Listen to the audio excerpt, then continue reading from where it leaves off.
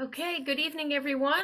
It is October 11th, 2022, and this is the regular meeting of the Willington Board of Education. I'm going to call the meeting to order now at 7:02 p.m. We start our meeting with the Pledge of Allegiance, so if you'll join me.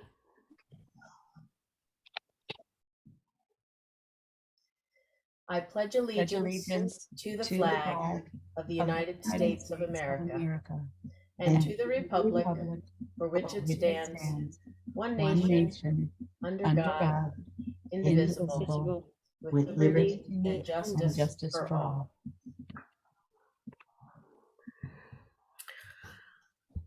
Thank you. We start our meetings with present to speak for people from the public who wish to speak at the beginning of the meeting. We ask that you keep your comments to 3 minutes each and to start with your name and address for the record. The best way to do so is to either raise your hand using the reactions button at the bottom of your screen. There's a raise hand button there. That makes it easier for us to find you, or else you can use the video button to come onto the screen so that we can see you and you could physically raise your hand. I see Nicholas Tella's hand is raised. Go ahead, Nick. Nick Tella, 49 Myrtle. Just wanted to bring up something that was brought to my attention from somebody that looked at the curriculum. They were stating that they don't believe it's there as far as when they looked at it. It was very vague. So I'm not sure if you guys can elaborate on that.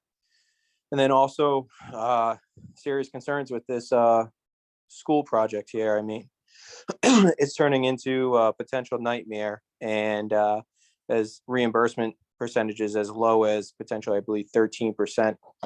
They were confirming the other day. So really concerned on that, but that's it for now. Is there anyone else present to speak? Again, please either come on video and raise your hand or use the reactions button so we can recognize you and take you off mute. Okay, seeing none, we will move on to the next item on the agenda. We do have a present to speak section at the end of the meeting if you think of something during the meeting that you'd like to share. We're going to start with the chairman's report. I do want to ask and remind my colleagues that the CABE conference is coming up in November. I'll be attending. I'd be very happy to have you join me. We could probably even carpool to save on gas and time. But if that's the case, please let Brenda know if you're interested in attending, and let me know if you'd like to carpool. Those workshops you decide once you're there, so you don't have to pre-register for workshops, just to be there in advance. Also, a note for my colleagues that COVID cases are still very present in our community, so we're going to stay virtual on Zoom for just a little bit longer. Given the fact that today is the first day that we have not had a raging thunderstorm in, I think, 5 months on a Board of Ed night, we can only keep our fingers crossed and hope we do not have any bad weather for snow. But I feel like now is not the right time for us to consider going back to in-person meetings. At this point, we've had much better attendance and a virtual meeting for now. Hopefully soon we will be back together in person, but I think that we'll put that forward to a future meeting for us to discuss in greater detail when the COVID numbers are down a little bit further. I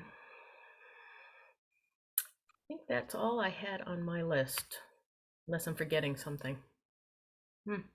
Okay. If I did, I forgot it, and I'll bring it up later. Those were the two items that I had for the chairman's report. Next is communications. We did have an FOI request, but it was withdrawn. So it's okay. Then next is the superintendent's report. Thanks. Good evening, everyone. Just a general update first. We continue to move forward with our professional development plan. I wanted to share, I did have a meeting with the regional superintendents, Ashford, Mansfield, Region 19 last Friday, and we're always looking at the transition to EO Smith. That's something that we've been looking at with data and making sure our students are prepared for EO Smith. We had a really good conversation. It was the second time we've seen a set of data about the number of students transitioning into specific level classes. and then how their grades are, what they look like for the first trimester or semester, quarter. And this is the first time we've seen it where in the spring, we applied some specific protocol across all the school districts as far as placement goes. And it was a lot more consistent. And so far, they're looking at grades of students coming in and the placements they're in to make sure students are challenged. So as I get further into that data, I can share some more, but it was exciting. And it does look like our students are doing well compared to others as far as placement goes. And we'll look to see what their grades look like in the future. So wanted to share that. And you probably got this email, we recently had a phishing audit as part of our cybersecurity upgrade. When I say phishing, I mean PH phishing, not the F. Everyone with a Willington email received a test kind of / challenge email. It was asking them to basically saying their IT, change your password. It was a test. It was a legitimate email, but it was through something through Novus, our IT company. So they were testing to see how many people would click the link. And when you click the link, if it were real, an issue, you could expose, certain problems with or confidential things on your computer or within the district. So the phishing emails are important. We are following up with professional development for everybody as far as the phishing, just awareness and letting people know what to look for, what are some of the signs, because people are really good at these scams now. It's just the way it is. And we will have additional tests in the future. So if you get one as a Board of Ed member and it doesn't look right, don't click the link. That's the bottom line.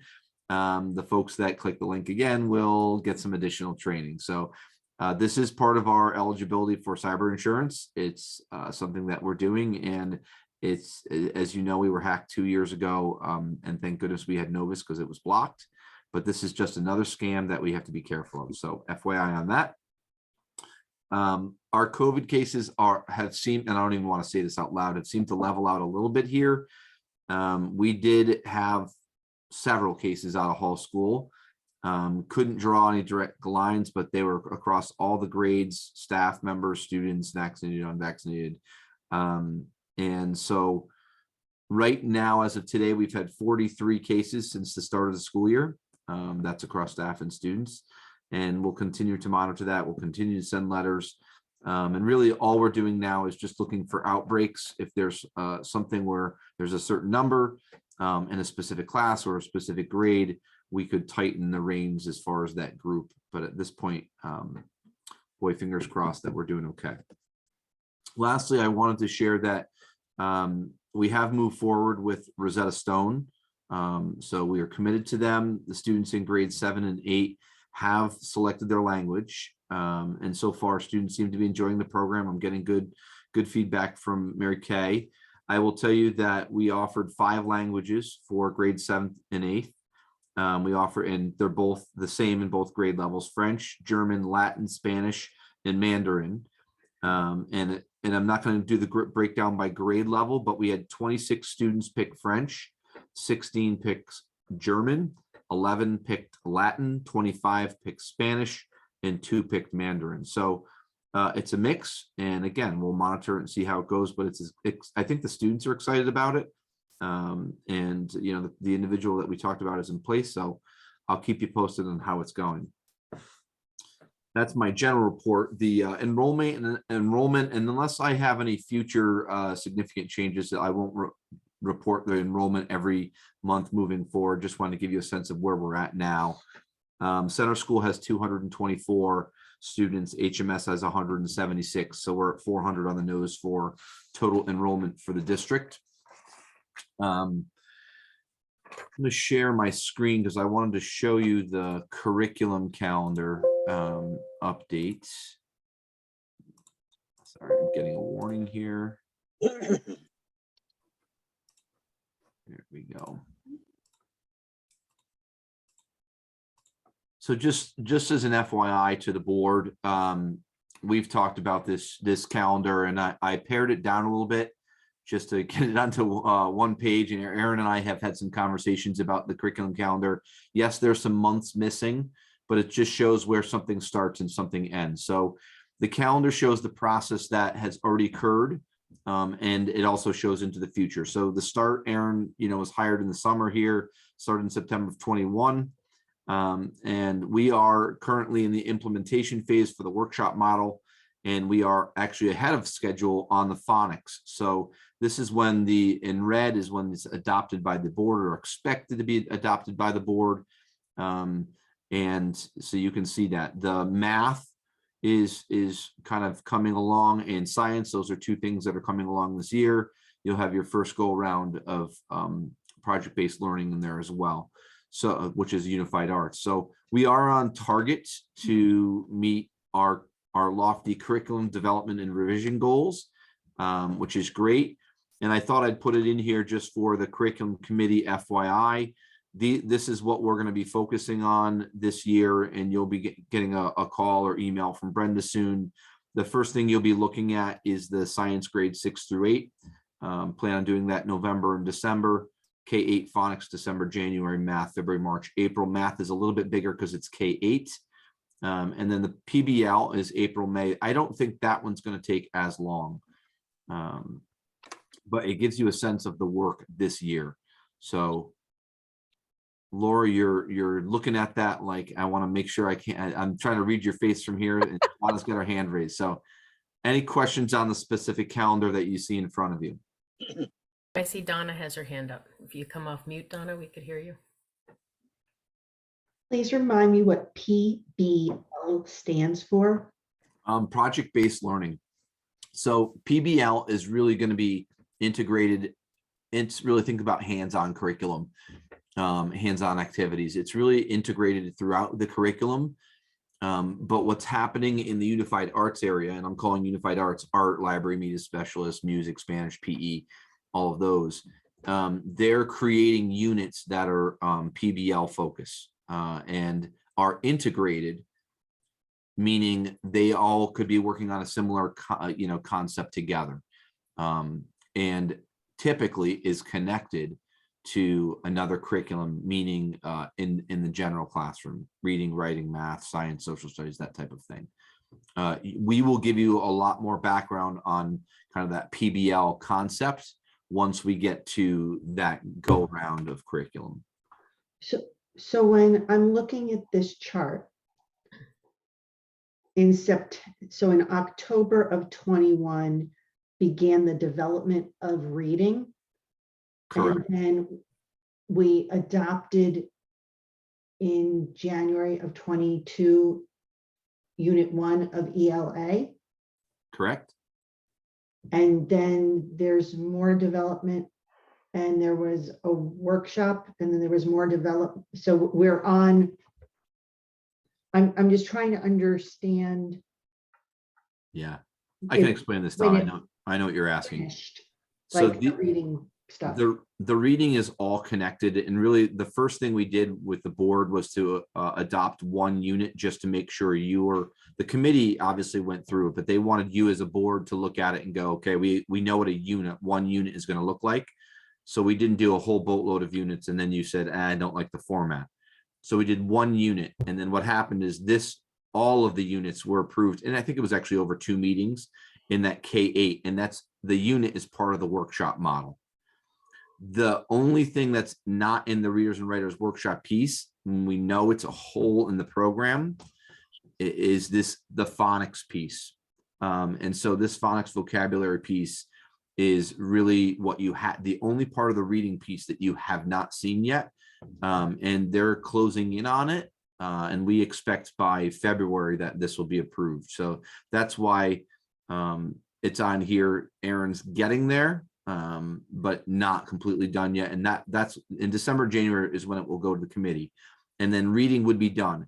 And we've already talked about some of the implementation revision. We're already getting feedback from teachers as they implement to say, ooh, I would like to address this, or this part was great. And so we're getting that feedback, and we'll have revisions as we go as well. Okay, thank you very much. You're welcome. Laura has her hand up. I'm not sure. And I see Herb waving at me too. Sorry, Laura, you I'm did it first and then Herb? Yeah, I'm real fast. I just wanted to say thank you that you answered the questions I had. I was trying to orient myself to the chart and figure out what was going on. And the questions Donna asked were part of what I had and then what you explained. So I just wanted to let you know, yes, I get it now. Yeah, and we're going north, meaning like if you look at the K-8 phonics here, they started working on it in July of 22 here, Mhm. and it will be approved in February 23. I just took out the empty rows that said, you know, August, September, October. So it's going to be worked on until that approval part. Herb? I think the superintendent answered my question regarding the curriculum, but I did have a question on the enrollment, or a comment on the enrollment. You said we were about 400 at the present time. Correct. In the projections that we've had over the past, we should be around 419 in that area. Now, is the variation or the difference because of the covert, where some students have not returned yet, are still deciding whether they want to return to our school system, or because after the next couple of years, we go flat. We do go 400. And it also has a great influence on the building project. Yeah, I did not compare our current numbers to our enrollment projections, to be honest with you. I can do that. And to answer your question about like homeschool or magnet school, we actually have had several students that were attending magnet schools return. So our number of magnet schools right now is smaller than it's been. And I would even use the word significantly smaller than it's been. The folks that have been homeschooling, I think have been consistent throughout. It's not a group of people that have come in and left. So to say COVID related at this point in time, I don't think so, but I'm glad to look at the reports and go back and look to see if do a comparison between projections and our actuals. Okay, thank you. You're welcome. Any additional questions specifically about the superintendent's report so far? Okay, keep going. All right, so I will share my screen again. The next thing is CIP, and I'm really just looking for a temperature check here to make sure that you feel comfortable with the direction I'm going. I would say at this point, and I haven't changed the dates on this. I did delete projects that were already approved, and just to give you a sense, the projects that are on here, I don't feel like you should be submitting, number one, any new projects until you know what the school building committee is going to do and the town is going to do. And then the second thing, I'm going to recommend that you only request items that are integral to infrastructure, meaning to maintain it, or safety. I don't think we have any infrastructure things right now. We're managing along the way we are, and if there's something small, we can take it out of the maintenance budget. At this point, the only item I believe that you would put in year one, and this is not necessarily up for approval tonight, it's just to make sure I'm on the right page as you, is that the HMS sidewalk ramp, that landing ramp, is in really bad shape. Steve has repaired it 2 years straight. There's cracks in it that the water's gotten down in, and I think actually when it was installed, the posts, the water gets down into the posts and it's freezing and it's cracking every winter. It's just not good. It's where all the students enter. It's our ADA ramp in the building, into the building. It's on the side entrance. That is not an updated price, but that's one for me that I think I would present to you as a priority. So I'm really just looking for a temperature gauge from you to say, I don't want to do something that you don't agree with. So if you think I should put in all sorts of projects in here, I will do that. My feeling is hold until we know what the school building committees or connected to safety. So that's really what I'm looking for. And then I would present this full package to you in November. Donna has her hand up. Phil, I think I might be misunderstanding. So is year one the current year two? So correct. I haven't moved the dates yet. So we would basically adjust these as priorities again. And again, this is, so you're spot on. The only thing that I would move over into year one, in my opinion, would be the item that's in year 3. So anything that, my recommendation to you is anything that's significantly safety related is 1, or 2 is infrastructure related. If we don't do it, it's going to negatively impact our buildings. I don't have any of those projects infrastructure related right now. The roofs are holding up, the patching is holding, until we hear, what is going to happen. If we maintain the 2 buildings and move forward with 2 buildings and there is no school building project, this list, as I've always said, will increase. There will be more projects I'll bring to you. The only things I think you should put forward in year 1 right now are safety related, and that is that sidewalk landing. So regarding the sidewalk, I don't think you should wait. I don't understand why we can't do it now. We have excess funds, and the cost of somebody getting injured, to me, far outweighs the convenience of waiting for it to go through CIP. If that's where our handicapped students or our injured students, or any of our teachers that may have, anybody who has an issue with stairs, I think we're being foolish if we don't address it before this winter versus waiting where somebody might get hurt. Yeah, I appreciate that, Donna. You wouldn't be able to, just time wise, because it's concrete and it's all got to come out. It's all got to be jackhammered, which is why it was repaired this summer.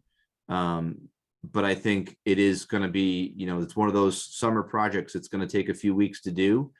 And that's why I agree with you 100%. It's got to be done. And this is why I promoted the sidewalks around the buildings last year. Those are things that need to get done. This falls in the same boat. This is where all the students that are dropped off to school enter the building from at Hall School. So Phil, you're saying it's not a safety hazard at this very moment because they patched it over the summer. Because of the repairs. This winter's just gonna crumble it more. So it Correct. needs to be put on CIP so it can be planned for, so we can replace it. In a timely manner in the summer. And all I can say is he repaired probably a 2-inch hole that's probably got a diameter of 15 inches wide in one spot. And when you scrape it out, it's just becoming powder. And so each year he scrapes it out and fills it, it's deeper and it's bigger, and the repair will hold, but this is not one that's why I say safety wise, this has got to be something that's high on the list. Okay. And then I thought we had dealt with all the necessary ventilation issues during the COVID stuff, where whatever things needed to be done, because this still has HMS West Wing ventilation on here. So that is the ventilation that our solution was to put in the portable units. If we stay long-term, that's not a long-term solution. The portable units are not long-term solution. So that's where that West Wing, and I'm trying to see it, there it is, that West Wing ventilation is a big deal. If you were to renovate that building, you would absolutely do that. And then where you see unit ventilator replacement, those are actually the heaters. We just did all of those at Center School this summer, and but they're working right now. They're old. They're 45 years old, but it's got to be on the list. Laura, and then Herb. Okay, yeah, so 2 questions. I'm wondering on the ramp why the designation is medium. And Okay, then can I pause you for a second, Laura? Yeah. I want to clarify what I'm showing you, because I don't think I did a good job the first time I said it. I don't really want to get into all the projects. The rankings are not in the right spot right now. The prices are not in the right columns. I have not updated this document except removing the projects that have already been completed. The only thing I'm looking for the board tonight is just tell me, do you believe I should be putting a bunch more projects on now, or should I leave it as is for the most part and only put forward infrastructure and safety? That's my big question. Because what you'll see in Laura in their November meeting is that sidewalk ramp is not going to say medium. It's going to say high priority. Okay. It's going to say high priority year one, whereas Correct. right now it's further out. Okay, But you're not planning to take the other things off of the future years, is what Correct. you're saying. You're saying about how to move things to the purple. Okay. Correct. okay, so that actually answers both my questions, because the Sorry. other one was, when would we need to say we have to do this rant, like when, and you just answered that. So, so I would just say that I think that I'm good with leaving this, what you just said, only looking at safety issues. You said two, structural, maintaining structural and infrastructure, safety issues. So yeah, okay, thank you. Herb, I'm going to jump to Anne just for a second because she is in transit, and if she has a window and she can say something. Go ahead, Anne. Hi, I'd like to agree too that safety be a priority, but I also wanted to ask about the 100,000 that we've had the past couple years for the school building committee. Will that continue until we make an agreement with the state? It no longer comes through this board. Any funds requested for the use by the school building committee have to be requested by the school building committee. So they're not even on this. Okay. Correct. Okay, thank you. You're Thanks. welcome. Herb, go ahead, Herb.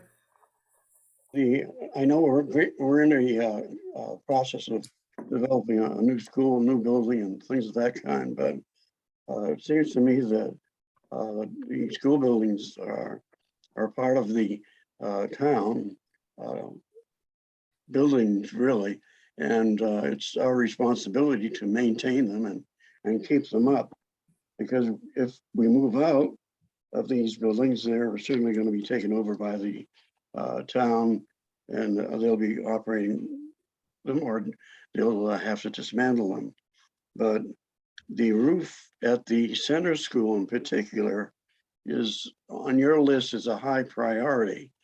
And at one time, we were going to address that, I believe, because the new roof is in need of replacement. And if we don't replace it, and if we're not going to process this through the grant system, then it would seem to me that we would have to have to take care of the roof in some fashion or some manner.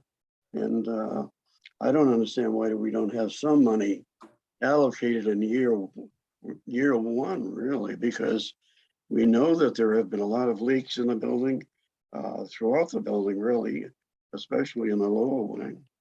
And it would seem to me that we should have appropriated some money so we can at least patch the roof. I think we should replace it, but we still have so many things on our plate. Maybe it's not quite feasible at the present time, but why can't we allocate $10,000 or $15,000 for that and do a patch job just to maintain it? Because if we have leakage down into the rest of the building, it's really going to destroy the building. It's going to make it more expensive to bring it back to the point where it will be able to be used. I think that, to your point, Herb, you could put money in for patching. What we've done over, I think you had one big amount of money that you approved for patching that came out. It might have come out of non-lapsing. I'm not even sure where it came out of. I don't remember that, but we have repaired a roof drain that just came out of the typical maintenance budget. But it wouldn't be a bad idea, because the patching is not going to last forever, to have something in year one. And I appreciate that feedback, to put something in year one that's patching at both schools, to make sure that we maintain what that patching has worked. And we want to keep it that way, because without it, we're going to have leaks. And so until we replace it, I think it's not a bad idea to do, Herb, and I can put that in year one. Okay, thank you. Donna? I also have a question about the classroom sinks at center school. I know there were problems with the cabinets and plumbing and potential mold and things like that. Have all those problems been dealt with, or are they still looming?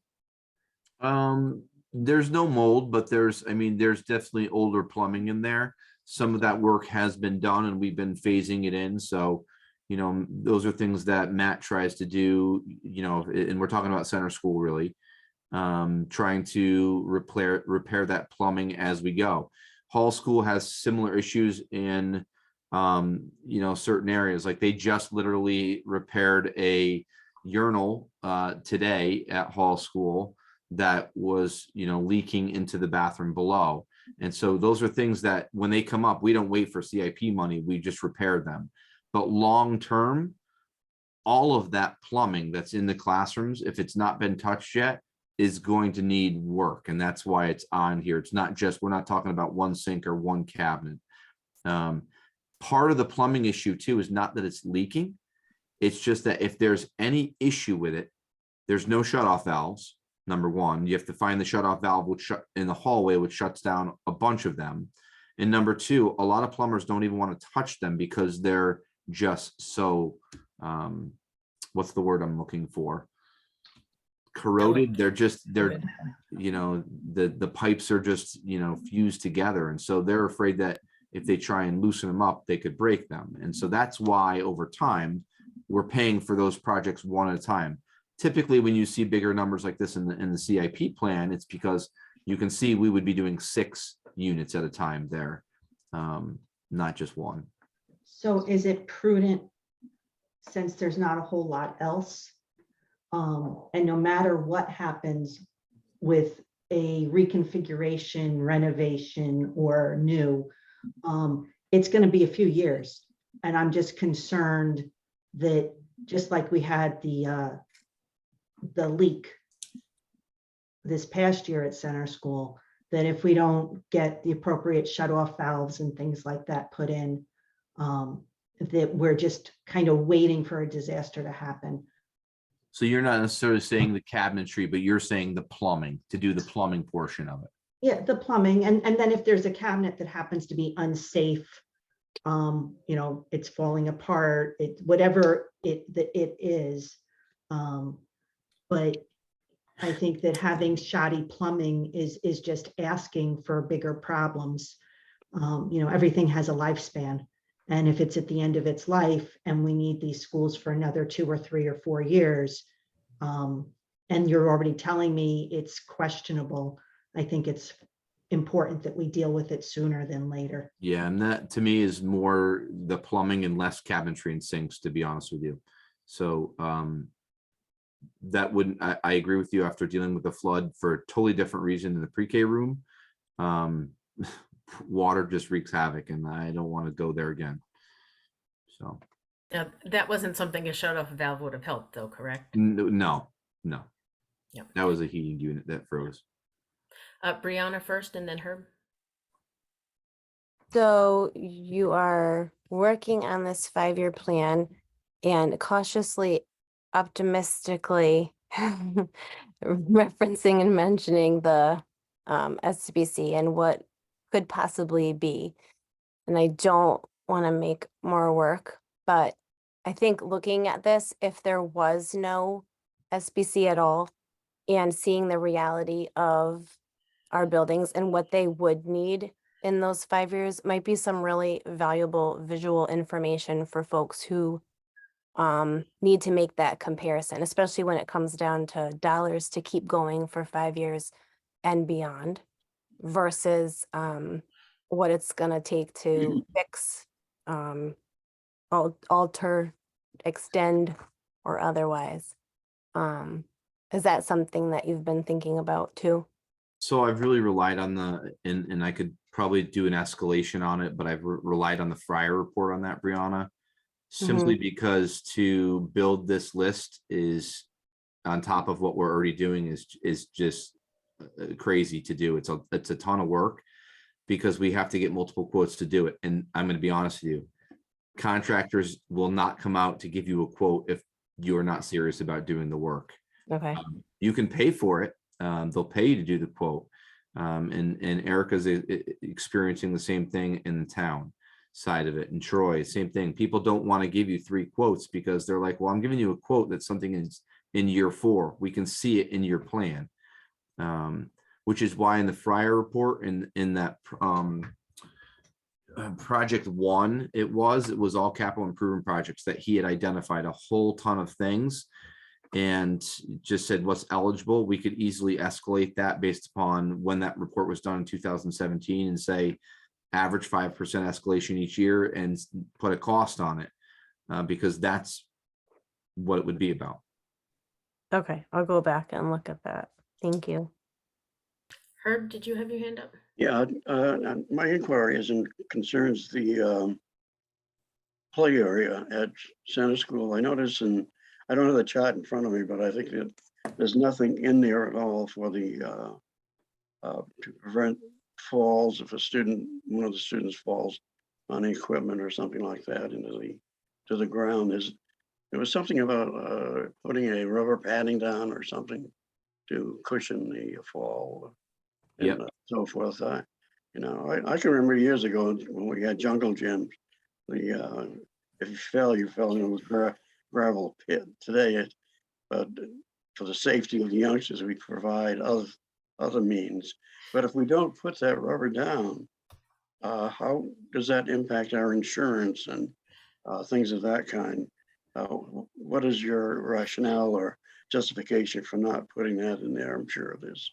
So there's really playground specifications for fall ratings, and you can either do a poured rubberized surface or you can do a mulch, and the mulch could be a wood mulch or it could be a rubber mulch. And you have to have, as the ground starts to freeze, you have to have, and I'm going to say 10 inches. I'm not sure if it's exactly 10 inches, 10 inches of ground that's not frozen. When the ground is frozen and you only have 6 inches, you have to close the playground because your liability goes up. And so the poured rubberized surface, as long as it doesn't have snow and ice on it, you can keep your playground open. And actually, I'm going to talk about that in a moment in the ARPA request, which is the second to last thing on my superintendent's report. But it's so costly, and we've had. In our CIP plan, there's been so many other things that have just been heat. I mean, we're talking about heat versus heating a building versus covering the playground. The mulch is significantly less expensive, but it's got to be done pretty much every year. Public Works has to come out and help us spread it because we don't have the machines. It's not a small task. Is that a state requirement?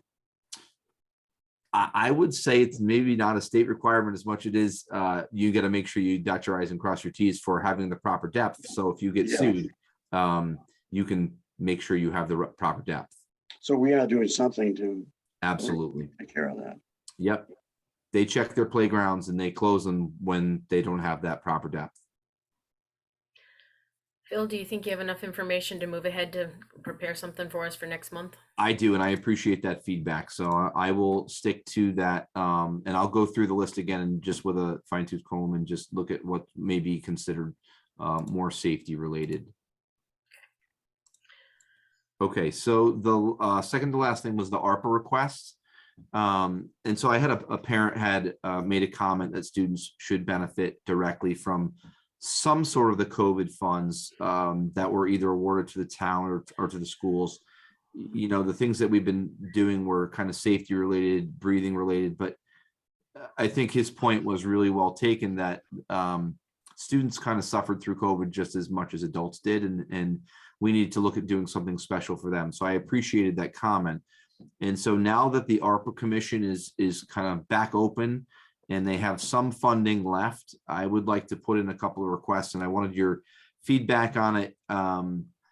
And so the first is that playground rubberized mulch. To do that entire playground, and I'm looking specifically at Center School, to do that entire playground over would be probably $250,000. The specific area that I'm looking at is the newer playscape and the newer like individual structures. It would not include the swings. It would not include the portion that already has some of that rubberized surfacing in it. We would need Public Works to do some of this work for us. We would have to hire a landscaper to do some of the work, and then the company would come in and do the rubberized mulch. Now, we're probably a little north of $90,000 for that project. I know that I think they only have 120,000, something like that, left in their coffers, depending on if projects come under and they get money back. But that is one project that I think would directly benefit kids.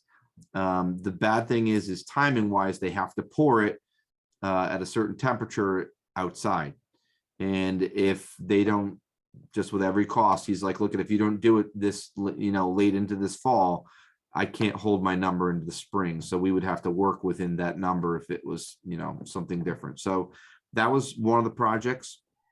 Another one of the projects was, we were trying to think student impact on a smaller scale.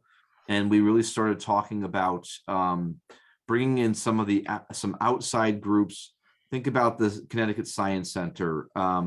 We've done some research with the New England Science and Sailing Group and trying to get them in to do special, it could be workshops with kids. It could be assemblies. To bring in some of these companies for a 2-hour assembly, you're talking about $2,000. They charge big bucks. And so we were trying to do a balance of assemblies, whole school assemblies, and then some of the smaller classroom-based things. So we've brought in for fire prevention in the past, a smokehouse, literally a trailer set up to show students what it's like to be in a smoke-filled room and how to get out safely. We've done that a couple years ago. We've brought in a steam trailer before. Those are things that would be added value to our curriculum, and our kids would love it. And so I would propose that we ask for 20,000 total for that, 10,000 for each school, and get something that's, a balance of small group, and I say small group classroom based, and whole school assembly. Third thing is really simple. I would say a couple, $2,500, $3,000 for recess supplies, with the intent here of allowing students to help order. What do you want to order? Let's go through the catalog, just to put some ownership on it and have some conversations with students. Like, look, it's been a challenging few years. We know that. We would like you to help us figure out what we can do at recess. That would be great. And I'm not talking about new swings, things like that, but I'm talking about sidewalk chalk and balls and jump ropes and things like that, that typically in a budget year, we're sneaking in some of the principal funds or to use that, or some of the gifted funds in. And then the other two things that were simple that we're looking at, one is a book vending machine that Mary Kay is looking at the middle school. It's a positive behavior incentive. Students get a token and you can go drop it in the machine and get a book. It's one of the things that's popular out there right now. So I don't have a cost on that. Missing one. Did I say four things? 4 things. 1, 2, 3. Yeah, I think 4. you got them. Yeah. So that's, as long as you don't have any objections to me making those requests, I will complete the paperwork to submit it to ARPA and present the projects to them. I think really right now, my first priority is those special presentations. Aaron has some experience with the New England Science and Sailing Group, and I saw Laura nod her head. I'm not sure if you do as well, but just looking up, I researched them a little bit, and some of the things they will come into school, some of the programs they'll do are really, really amazing. And so that would be, I think, for me, priority 1. I'm not sure if they would just frown upon $90,000 for the rubberized mulch or not, but I think all of these things, the purpose is to really benefit students with that funding. So thoughts? Laura, and then Donna. So of course, you're speaking right to my heart with you had to say 2 science ones, right? With the assemblies. I'd love to see more field trips. One program I always wanted to do, and it was expensive. And partly because of the number of students was in that in between where it wasn't enough. When it's a cost per student, like we had too many for one group and very small for two groups. But Project Oceanology, if you've ever heard of that, and there are schools that become kind of, for lack of a better word, member schools. But it's a, anyway, look into it. It is a pretty fabulous program. They do summer things that families can do. I did one with my son, but that was one I always wanted to do with my students. So yeah, I mean, that sounds great. Recess supplies that students have a say in. I love that idea. And I'm afraid I did miss the fourth one because I was trying to remember the name of Project Oceanology. So can you just tell me what that fourth one So the was? rubberized mulch, the trips, the vending machine, and the playground toys. The book vending machine is a middle school PBIS initiative. Students get, you have either entered into raffles for something, for making good choices, or those positive tickets. Whoever gets pulled, you get a token and you can drop it in the vending machine and pick get a the book book. up they want. Yeah. Okay, I heard the book part at the end, of course, and that's anything where you promote books and reading. That's the It's idea great. behind it. Donna? So actually, I like the idea of the playground.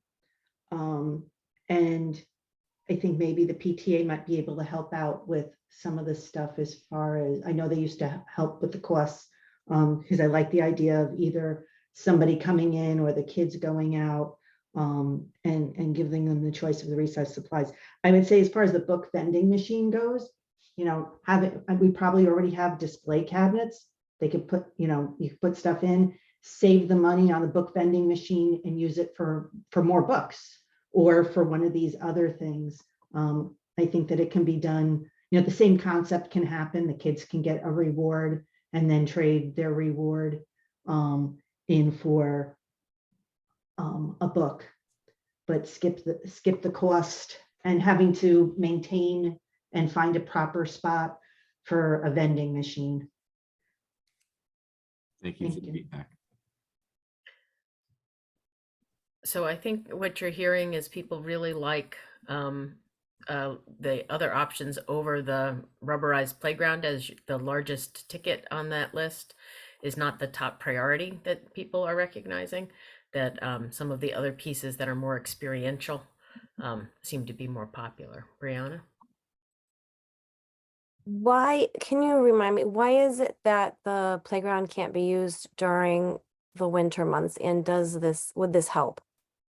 Yes, it would help. Rubberized mulch, the rubberized pour doesn't have that freeze quality to it. So with wood Oh, right. chips, just the water inside the ground freezes, and you have to close the playground, because otherwise your liability. Somebody falls off a slide and gets hurt, and you don't have the fall protection there because the ground's frozen, you're liable.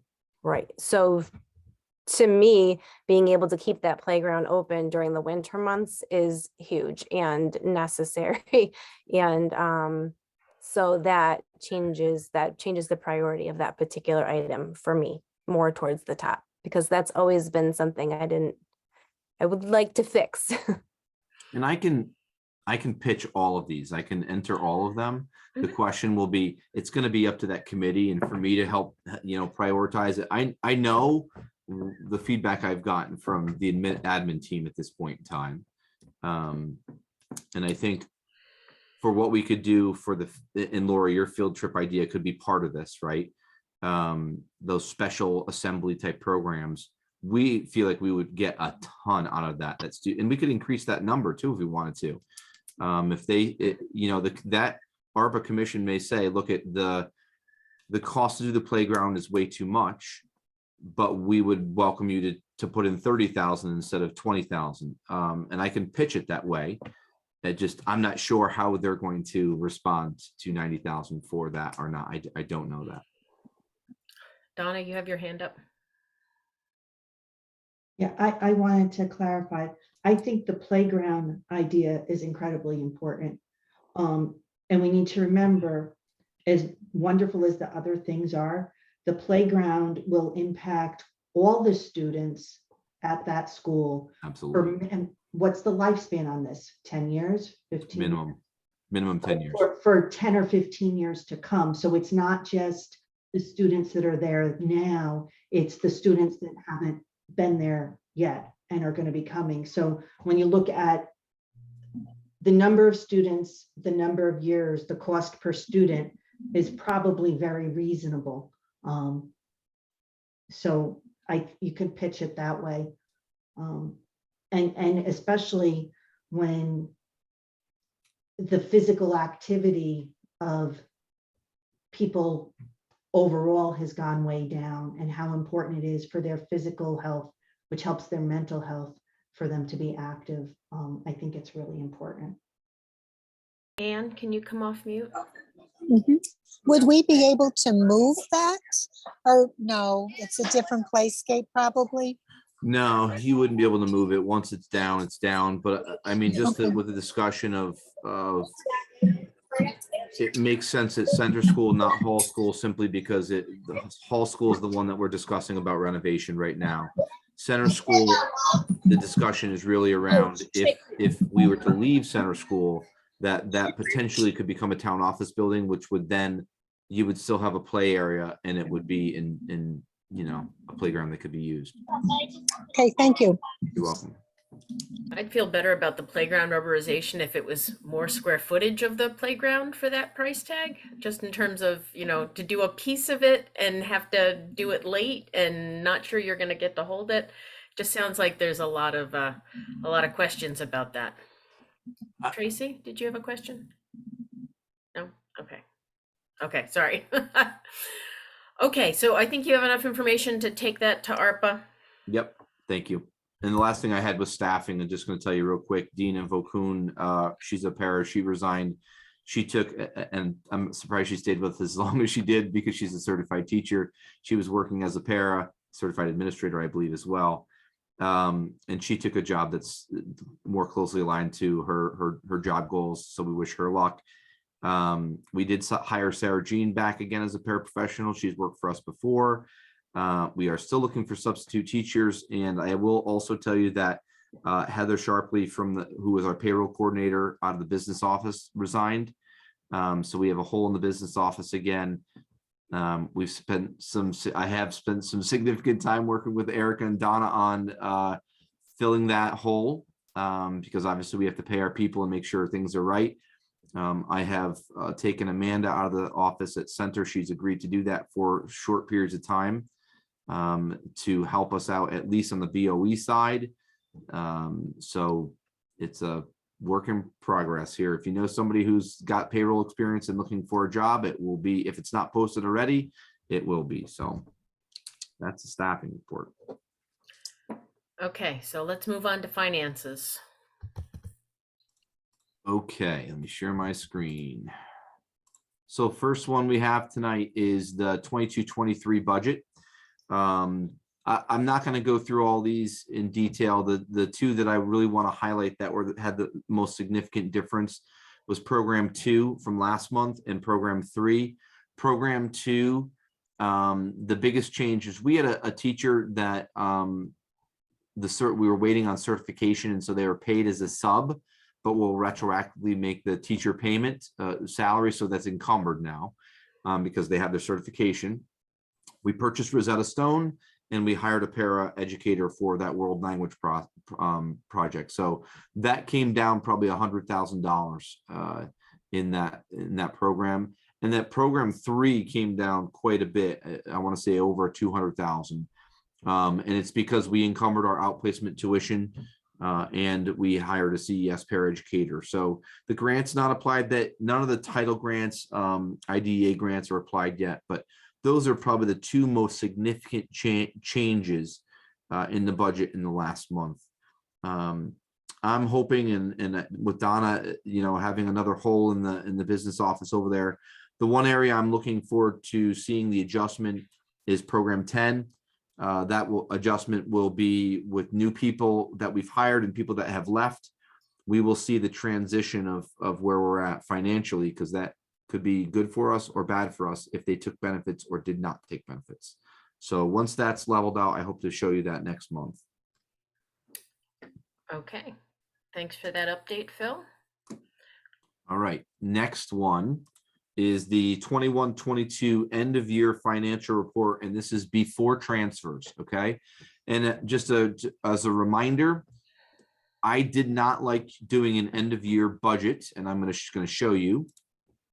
This would be the end of the year budget if we did the transfers, and this is what we show the public. I think this is not accurate because we didn't have 0%. So you have two final end of year budgets along with transfers here. So the first part is this is real, okay? So center school ended $50,000 program one in the hole.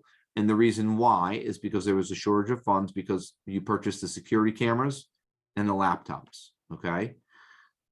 Hall School had some savings because of staff openings. They had opening in health and Spanish. And then we hired new staff at a lower salary than was budgeted. There was savings in program 3 from paraprofessionals, and we had to use less behavior consultant funding, which is IEP driven. Program 4, there was some savings from open bus routes at the beginning of the school year. And because of the lack of bus routes, there was some diesel savings, although we got killed in heating fuel. Health services was reasonable. Program 6 was reasonable. The utility storage, we used our allotment of heating fuel, and then we had to pay the daily rate. And I think we went from like $2 a gallon to like $4.50 a gallon. It was really, really different. And so that's why the hole there. Operations and maintenance, there was savings from summer cleaning staff. We didn't use as many hours. And there was also savings from unused cyber insurance. It wasn't a lot, but because we had budgeted for it, but because we were not eligible yet, we couldn't get it. So that was there. You agreed to use do the cybersecurity upgrade and the Google migration. That's why the system-wide support went in the negative. And then the fringe benefits, savings from an unused placeholder, and then new staff not taking insurance, and then those open positions, you save some significant funds there. So you would turn back to the town $179,000. You really, and you have to do this as part of your end of year process, you need to zero out these programs now. So program 1 needs to be zeroed out, program 7 needs to be zeroed out, and program 9 needs to be zeroed out. And so the next item on the agenda would be the end of the year. And if that's okay, Michelle, I'll just jump to that. Yep. That would be these transfers. And it has the reasons on it, exactly what I just said. So basically you would say, this is the program it's going to and where the money's coming from. So you would be taking $50,471 from the special ed program, which had extra funds, and you'd be putting it into program 1 to zero it out. You would be taking 50,000. Do you want a motion? You don't have to describe it. Would you like a motion? You can do all 3 if you know, if you get the point, you can do all 3 in one shot. And just for clarification purposes, for people who might not remember from last year, we do this every year to zero out the accounts. It's unrelated to what we turn back to the town. It's just shifting between existing accounts. Correct. To zero out. And let me see if I can see everybody. Anybody feel like making a motion? Who's feeling ambitious today? I can make a motion. Okay, go ahead, Donna. All right, I make a motion to transfer $50,471 from account 03 special ed pre-K8 to account 01 center school elementary school K-4. In that motion, I also want $50,150 transferred from program 03 to program 07, and $57,381 transferred from program 10 to program 9. Thank you, Donna. Do I have a second? Laura? Life easier. I'll second. Thank you. Any questions or discussions about the transfers for last year? Okay, seeing none, all those in favor of the motion as we had it displayed to transfer those amounts to the other three accounts, please signify by saying aye or raising your hand. Aye. Donna, because you're not on screen, I couldn't see your hand. Can you? I'm aye. Okay, since you Yes. moved, I assume that was your motion. That was unanimous. So we can move on to the next item.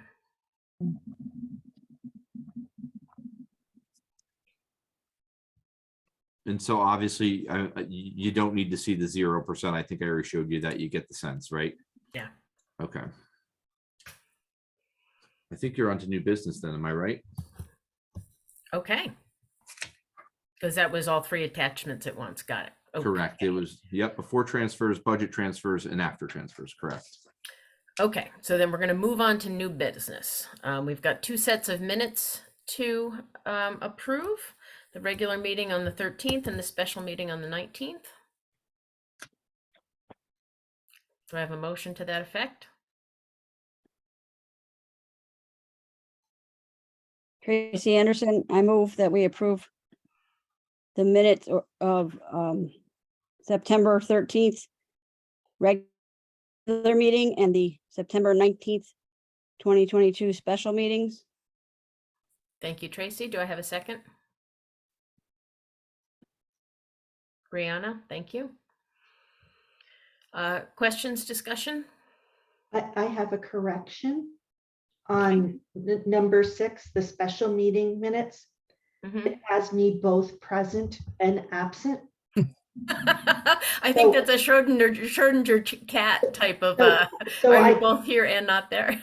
and I was not present. Okay. I should be removed from the members present. Okay. Thank you for the clarification, Donna. You're welcome.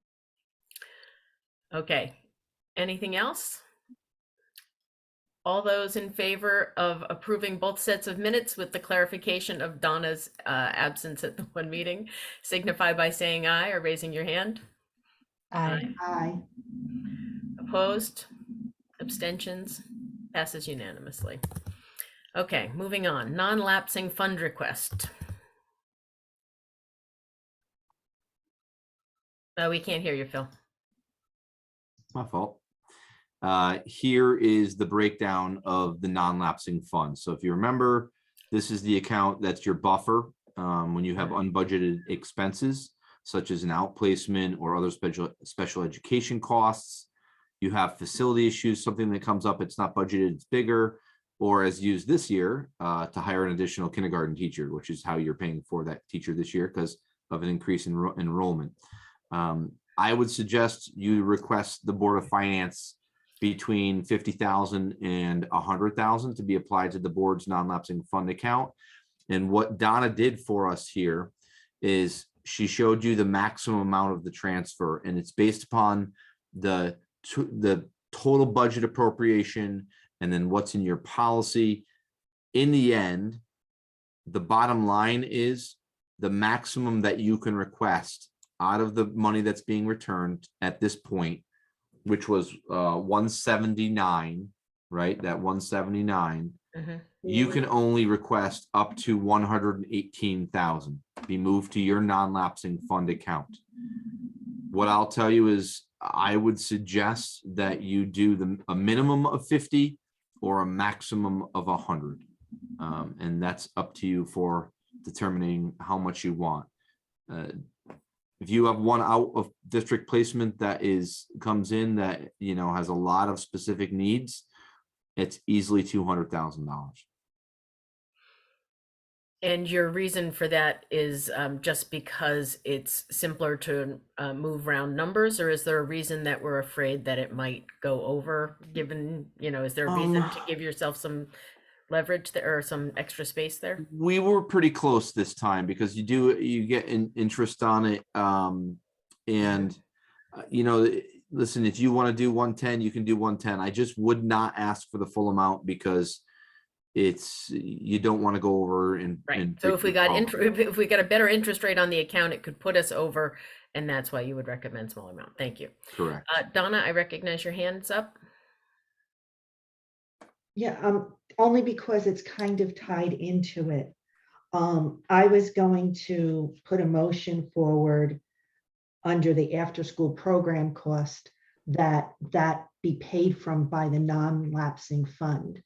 So instead of doing the 100,000, minimum of 50 and maximum of 100, could we do a maximum of like 105,000, and then with, Phil, you can let us know what that number is supposed to be for the after-school program, so that when all is said and done, the program's covered and we still have put $100,000 away. So Is that- there's two different steps to that, Donna. One is that we can make a motion to move things into the account, but then there's a separate process for spending money out of that account. Right, but when we make the motion to put the money into the account, we make the motion knowing that we're going to pull money out of the account if we put the number in, so that when both pieces are finished, we end up at the same place as if nothing else happened. I think Donna's point is she's prepared to make a motion tonight to pay, use the non-lapsing funds to pay for the after-school program. I think you're just saying, Donna, instead of the 100, let's do 105 as your suggestion. The bottom line is, whatever your suggestion is, you're really just asking the Board of Finance for that amount of money. And they then have to approve that money goes into your budget. Not into your budget, into your account, non-lapsing account. So you could make a motion for 105, but to Michelle's point, you would still need a separate vote later on to pay for the after-school care. And then the Board of Finance would need to vote as well. So there's multiple steps to this, some of which are outside of our control. Is that correct? Correct. They don't have to vote on your spending now, but they do have to vote on how much money. So if you're returning 179 and you're putting 105 in, they're basically putting $74,000 into the general fund. That's how you would see it. Laura? So if we vote to put money into the fund, it has to be approved by the Board of Finance, but we have 153,000 in there currently. So could we today vote to use some of those funds that are already in there for the after-school program? Yes, you could. So it's something we could get done today. We wouldn't have to wait. Correct.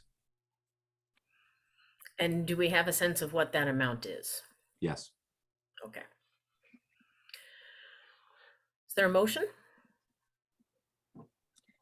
Can we know what that amount is before we make the motion? Well, it's around 5,000. I mean, that's why Okay. I think That's why Donna's Don got used that number. She's pretty close to it. Between transportation and snacks, it's around 5,000. So I think that's why she said 105. Right. Just to be clear, that's not the total cost. That's the cost that would allow it to be free for parents, to parents, offset right, the parent fee. Right. Because it's very expensive and we're finding other places to pay for that and other grant money, et cetera. So Absolutely. that's just the little tip that we were asking parents to contribute. Laura made a motion, I'll second her motion. You have to have a motion first, Herb. Laura made a motion. No, we don't have a motion on the table. I'll Donna, make a motion. Okay. I make a motion that we request a minimum of 50,000 and a maximum of $105,000 be transferred from the Willington Board of Education operating fund into the Willington Board of Education non-lapsing fund. Those are correct terms? I think we have to request a specific amount. Is that right, Phil? Can we request a range? Generally, we request an amount as I think we should, because they're going to give us the least amount otherwise. Okay, so then I will change my motion. I make a motion that we could request $105,000 to be taken from the Willington Board of Education budget and be moved into the Willington Board of Education non-lapsing fund. I'll second motion. Thank you, Herb. Can you Um, just add as a friendly amendment there that from the end of the year funds from 21, 22? Right. It's not from our current budget. It's from last year's remaining funds. And I am fine with that. Okay. I accept the friendly amendment correction. Okay. Additional questions, clarifications? Okay, seeing none. All those in favor of requesting $105,000 be moved into the non-lapsing fund, signify by saying aye or raising your hand. Aye. Opposed? Abstentions? Okay, it passes unanimously. Anne's hand was up. I just noticed. Sorry, I was just jumping back and that for forth voting? between the agenda. Did I miss that? I missed it too. If I'm not sure if she was voting or, I had my hand up for a positive vote. Okay, Okay, thanks, Ann. took me a minute to get it down. Okay, fair enough. Okay, motion passes unanimously. We don't have to do a roll call vote, so moving ahead, the next item on the agenda admin contract. is the admin contract for 2023, 2026. Sorry, Yeah, the font's so really small. I need to make that bigger. The negotiations committee met to discuss the administrator's contract. The administrators had minor requests, honestly, that boiled down to salary and insurance, typical negotiation. The committee is recommending the approval of a 3-year contract, which is what that 23-26 is, with an annual increase, salary increase exactly the same as what everyone else in all of our groups, I think, and the town has increased 2.75% each year. They requested an increase in the number of family exigency days, which is basically they have a set number of sick days, but only certain ones, 3, could be used to take care of someone else in their household. Every other contract has 8. So their request was to get to that 8. They requested the insurance premium remain flat at 21%. That's their cost. The board pays 79%. What I'll tell you is 21% is already high compared to other admin contracts around. So that would remain flat for the life of the contract. And then I think I would say their settling piece was allowing the committee to decrease in this contract the board's HSA contribution. It's currently at 55% of the deductible. And so it would decrease 2.5% each year. So it would be 52.5% in year 1, 50 in year 2, and 47.5 in year 3. And that percentage is the amount of money that's put into their health savings account as part of the high deductible healthcare plan. It used to be 100% years and years ago, because that's what was used to attract people into that. And so that number has gradually been decreasing. We're talking about 52% for 2-person or family being, they would get $2,600 would be the amount of money deposited into their HSA. And then in the 3rd year, it would be $2,300, something like that. So it's a compromise. So overall, and I think the committee can chime in on this, I think it's a fair agreement and reasonable compared to some of the things that are out there currently. I think that was a fair representation of what the negotiating committee discussed. Donna? I just have a clarifying question. So with the 8 days, their total number of days off doesn't change. It's just what they're allowed to use them for. Absolutely correct. Yes. Thank you. Additional questions? I just wanted to say that might seem like a small thing, but that's huge when it comes to rapport with your staff and honoring people that are professionals, also parents or caregivers. So it just probably seems like a couple days to most, but really that's huge. That's wonderful. Thanks, Brianna. Do I have a motion to approve the contract?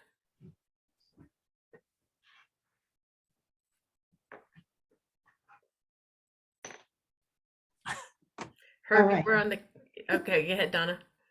I make a motion that we accept the 2023 to 2026 administrator contract as negotiated. Do I have a second? Brianna, thank you for the second. Any other questions? Okay, seeing none, all those in support of the motion signify by saying aye or raising your hand. Aye. Aye. Abstentions? Opposed? Okay, then it passes unanimously. Moving on. Okay, so we're on to, I think, old business, the after-school program cost. Correct. And so this was asked to be put on the agenda as a conversation around basically just paying for the program. So the cost to operate the after-school program is really in the contractual transportation agreement and the snacks we provide. The reason that's all it is, and there's no staffing cost, because that staffing cost would be the highest, is because we're using staff that we already have there for the full day. If this were just after school, the cost would be way more. And so families that do not have extenuating circumstances, their charge was $60 per student for the 15 days. We currently have 34 students in the program. And the cost for the bus for 15 days was just under $4,000, and the cost in snacks is going to be minimal. So I don't have the exact figure for snacks right now, because I've got to get that number from Stephanie. But I'm very confident that we will be under $5,000 total to run the program. And you could pay for that out of non-lapsing funds if you so choose. And if you did that, we would basically just reimburse the families that whatever they had paid to date, we would just write a check out to them and do that. So if you wanted to know if there's money to pay for it, I think the proper account is the non-lapsing fund. And you would just have to make that adjustment. Anne, I see your hands up. Would this allow additional children to join if someone hadn't signed up yet? Would this amount allow that? It's not closed. So if someone wants to join in, they can. We had planned for up to 80 spots, and I think we only had 7 or 8 middle school students.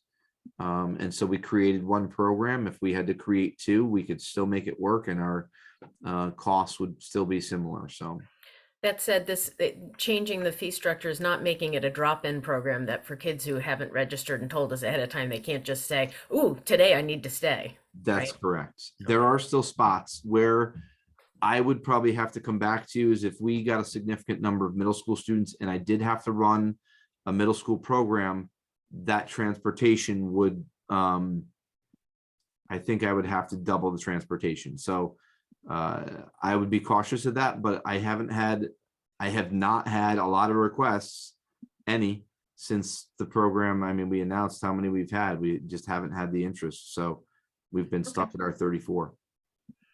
Donna, your hands up. Can I make my motion? Sure, go right ahead.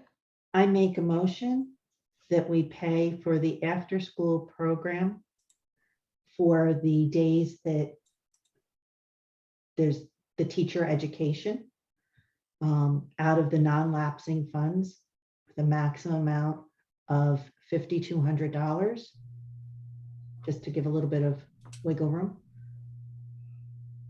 Thank you. Is there a second? Second. Thank you, Herb. Additional questions, discussion?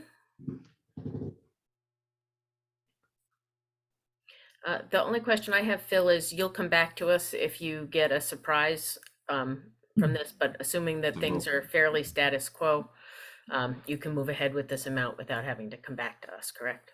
Correct. I'll operate within that number through November. So that way, if we do have something pop, then I would address it in November.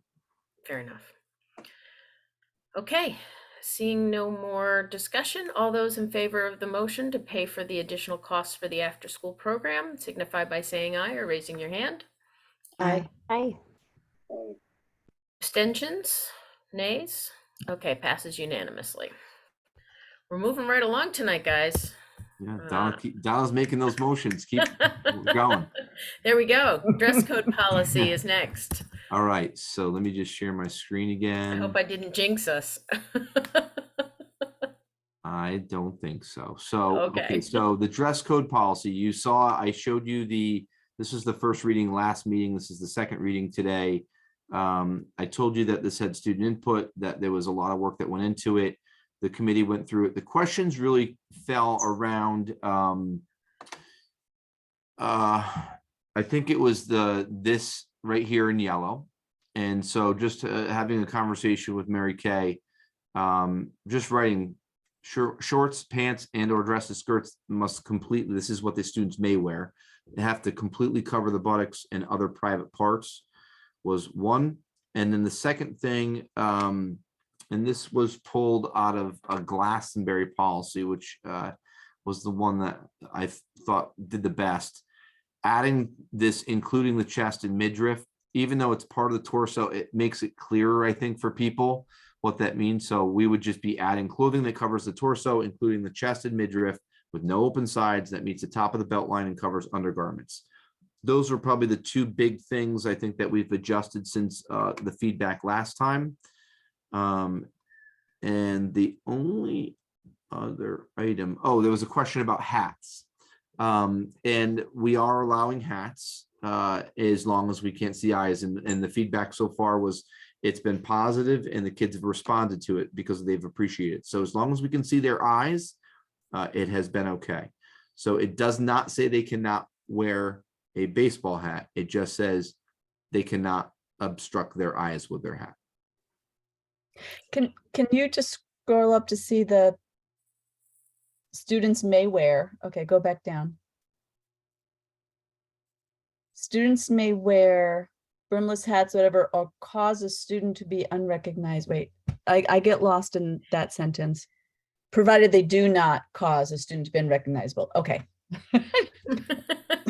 Sorry, had to see where that sentence was going to there. Sorry about that. I have a clarification. Oh, you just scrolled up. Scroll back down. The question about the covering the undergarments. I don't think it's necessarily a text change here, but for the spirit of the law, if your bra strap shows your through next to your t-shirt neck, that's not what this is talking about. Correct. Is that correct? There's still some gray in this, and it's going to be application. It's going to be reasonable, but yes, that's correct. Okay. And Donna has her hand up. Hang on, I need to be able to see all of you. Go ahead. Last time there was a sentence, and this is totally paraphrasing, that says, I can wear what I want, and if it distracts you, that's your problem, not mine. And I kind of, you were going to find out what was Managing them personal distractions, number 2. yeah, I mean, because and I think Phil, I called and I said, look, if I decide that my personality is so bright and cheerful that I need to wear neon yellow with flashing lights, that's really not, I mean, and that's an extreme ridiculous example, but I'm making it because that's not fair to the other students if you are wearing something that is very, you know, under most normal circumstances, very distracting. So I don't know if we can just eliminate number 2. And it can be unspoken that, you know, if I don't happen to like the color of your shirt, yeah, that's my problem.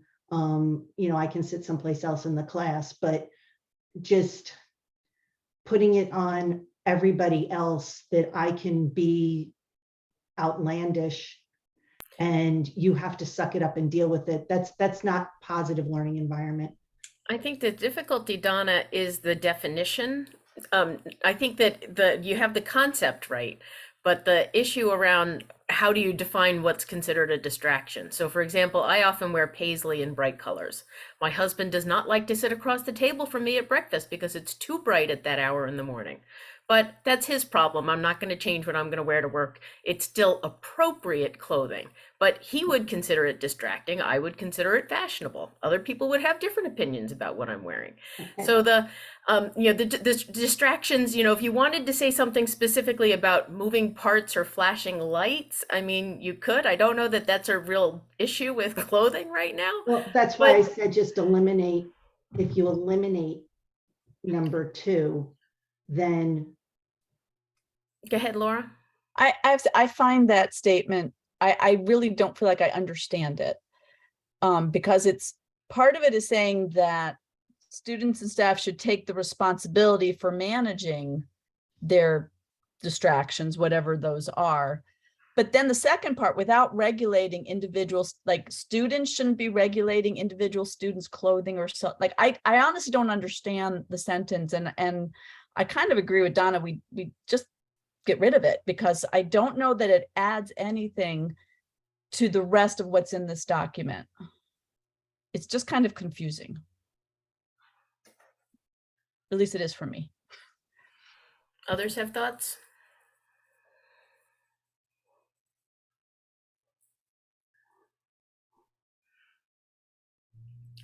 Because you have expressed their identity further down in number 4. Yeah, I was going to say, it's hard to see this as you're scrolling around. All right.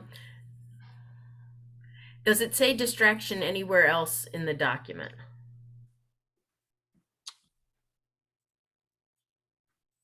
I don't think so. You would have to define what you mean by distractions. Well, if we take it out, then we don't have to define it. It's Right, exactly. Right. We don't have to worry Right, about it. That's what I was saying, that it's a definition. That's a personal choice of definition. But if we take it out, was this something new that was added in the discussion with the students? Do you remember, or is this part of the old policy? Sure. This has changed so many times. I don't know which version you're in. I mean, I'll give you a really specific example. I mean, we're in a highly political climate the last probably 5 years, right?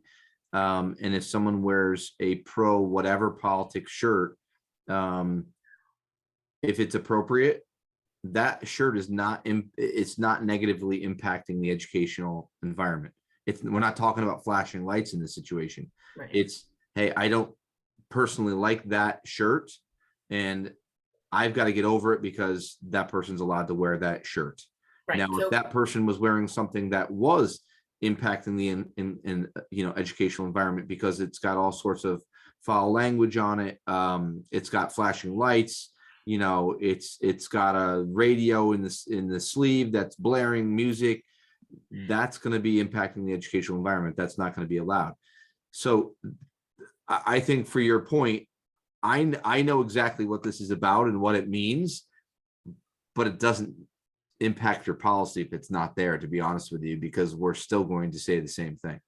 Yeah. So if we get rid of it, I mean, I think number 5 covers what you just said. If somebody's wearing something that's profane or pornography or violence and things like that, the other stuff is, we don't have to agree on everything. We can agree to disagree.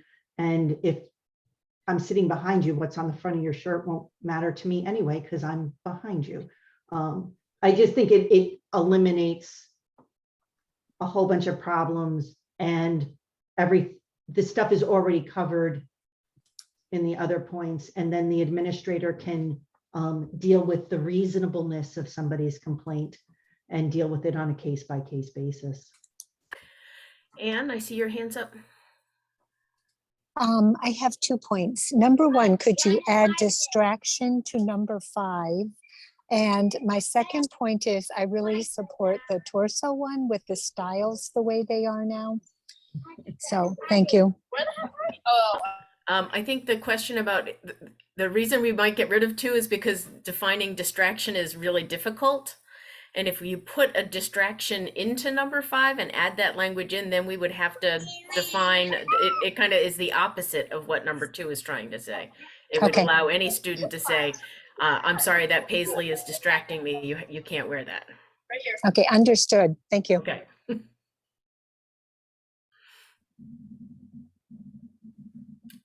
Any other questions or thoughts about removal of number 2? Oh, okay, Brianna, and then Anne, your hand's back up again. I'm assuming that's still up. I'm going to lower your hand, Anne, and if I was wrong, please put it back up. But go ahead, Brianna. I'm trying to figure out how this fits in my kindergarten land. So maybe having an example would be helpful.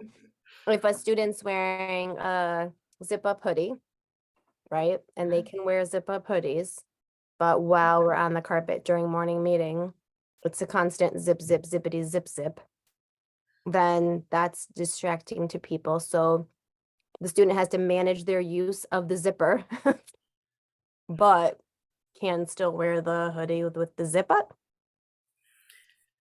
So it's difficult when you're talking about kindergarten students because they can make it anything into a distraction. Everything's distracting, right? So the fact that they're wearing clothing that has a button, that has zippers on anything, has a tag, has a handle, etc. I think that if we remove number 2, it's not going to affect your kindergarten students directly in either way.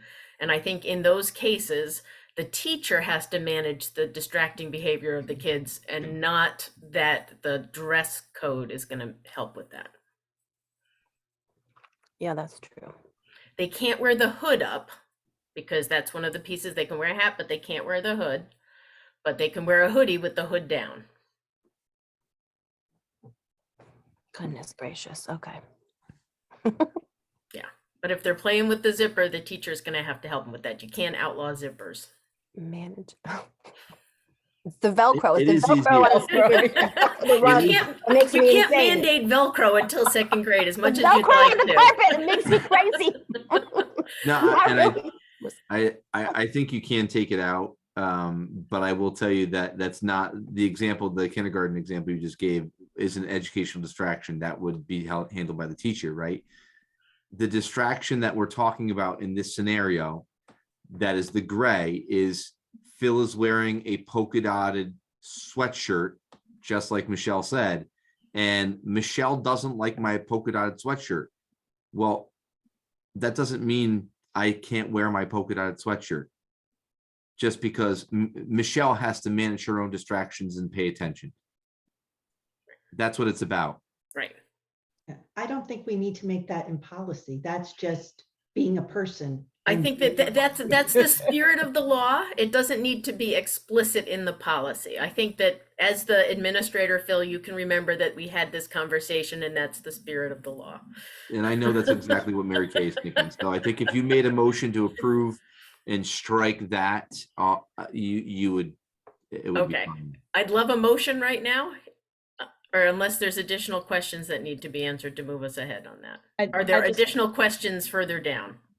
I just had one quick statement that thank you. I finally do understand what that one meant because I was reading it as managing my personal distractions.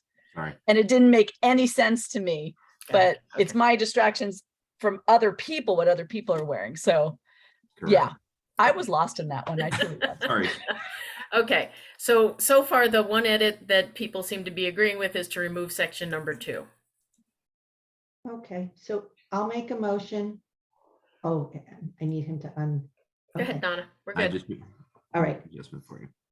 so I make a motion that we accept the dress code policy as Phil just amended it to remove point 2. Okay, thank you. Is there a second? I'll second. Thank you, Laura. Additional questions or discussion about the dress code policy? Okay, seeing none, all those in favor of approval of the dress code policy with that section number 2 struck, please signify by saying aye or raising your hand. Aye. Aye. Aye. Opposed? Abstentions?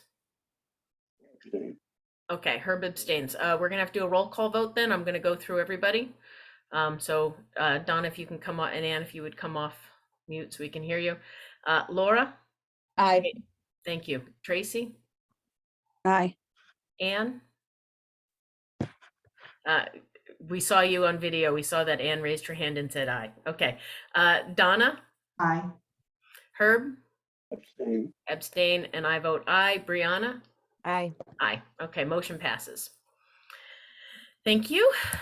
Moving on, next is the highlight of our meeting is the educational specifications. I apologize that it's 8:30 and we're only getting to this now. I know that we had many other things we could have discussed tonight, but we moved some of those to next month so that we can get to the ed specs, because we did know that you wanted this to be part of our regular meetings to the greatest degree possible, so we don't have to keep having special meetings to discuss this.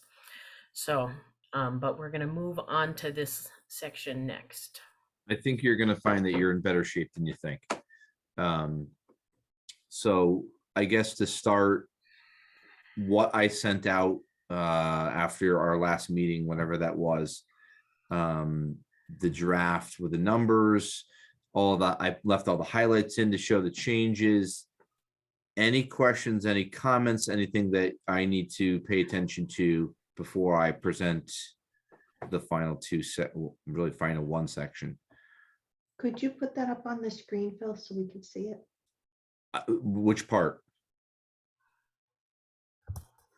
I'll put the new section up. I just don't know of the old conversation. Is that what you're asking me to put up? Yeah, where it stands now. Yeah. Whoops, sorry, I clicked the wrong thing. Are you talking about square footage, Donna? Which part? Because I can scroll. Sorry for making you dizzy. I mean, all of this, so any of the yellow was things that we made the adjustment. So we talked about the choral rooms, the gym, you know, separate access from outside should be provided for bathrooms, things like that. All of those changes. Do you have the summary page, Phil?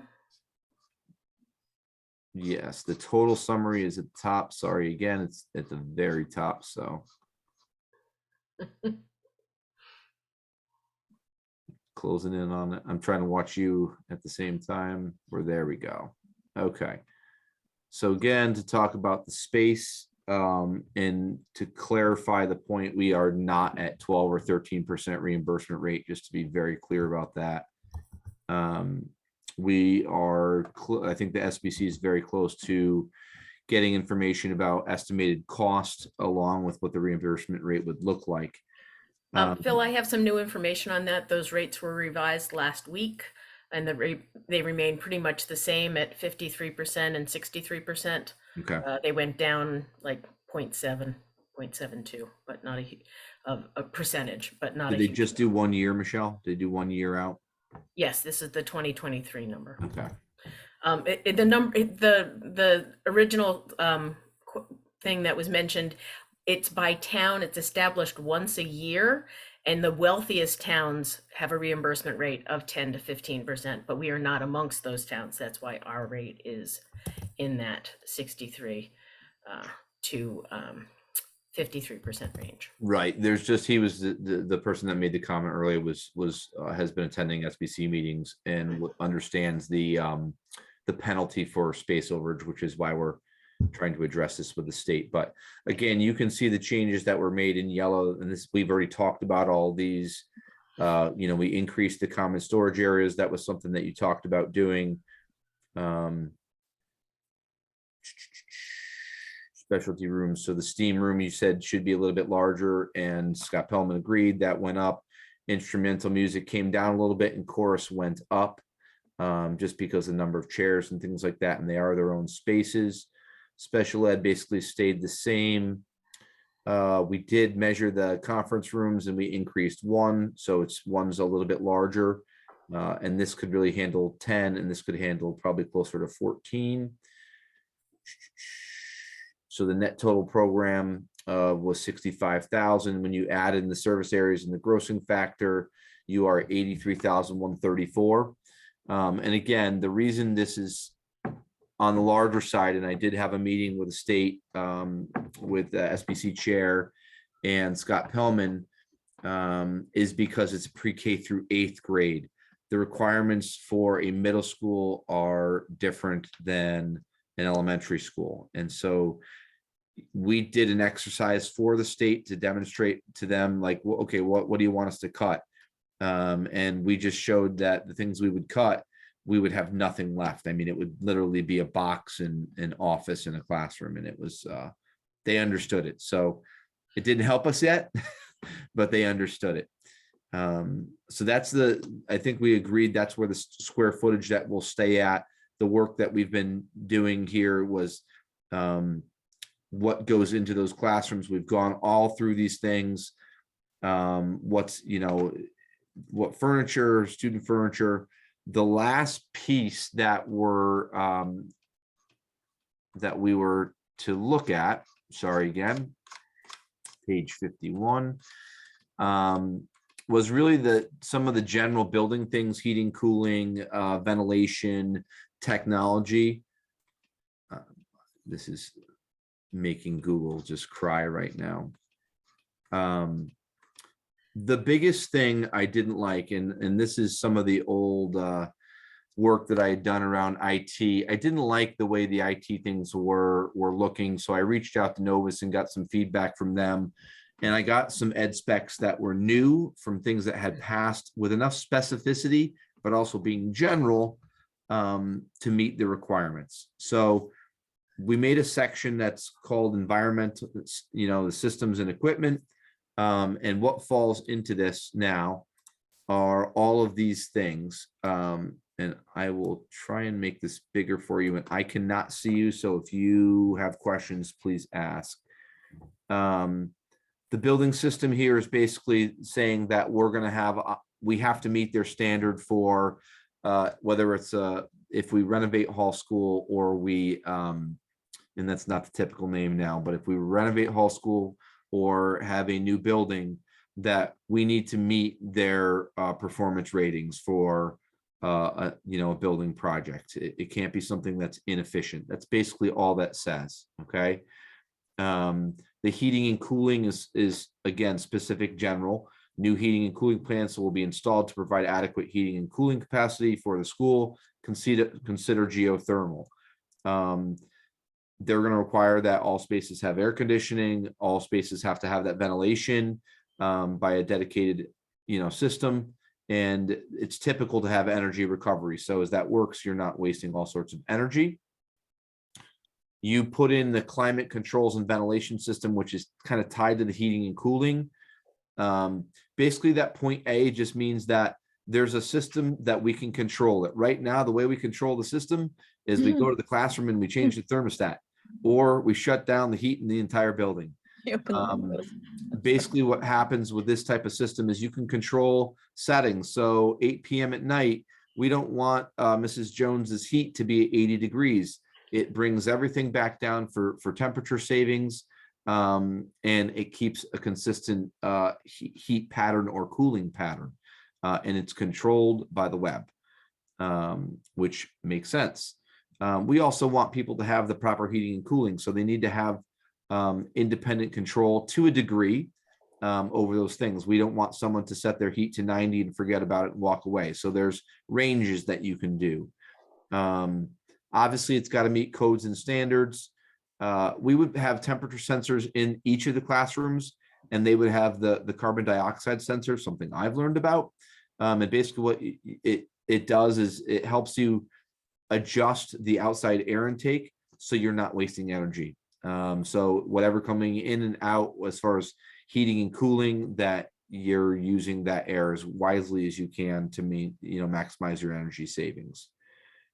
Lighting throughout is basically LED, as much natural lighting as possible. You've seen that comment in here. Motion sensors in classrooms, dual switching, that multiple, 2 switches per room, unless it's a small office. The security lighting is I believe part of that is code. So if we lose power, the security lights have to come on, and they're operated by local battery backups. I don't know if that's supposed to say ballast. I'm going to check on that because I think it's supposed to say backups, but we'll see.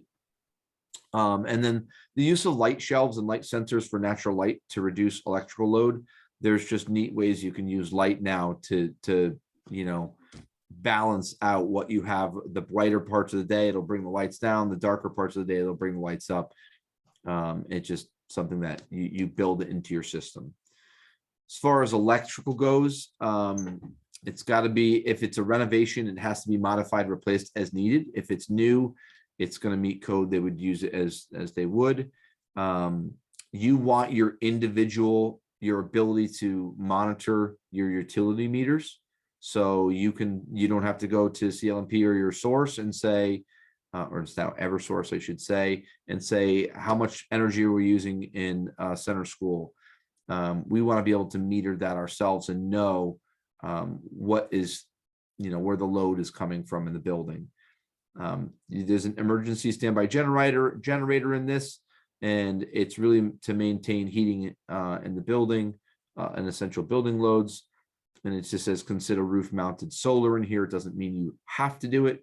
It just means consider it. Same thing like the geothermal. And the technology section is now significantly shorter after I've seen the other ones that have passed through.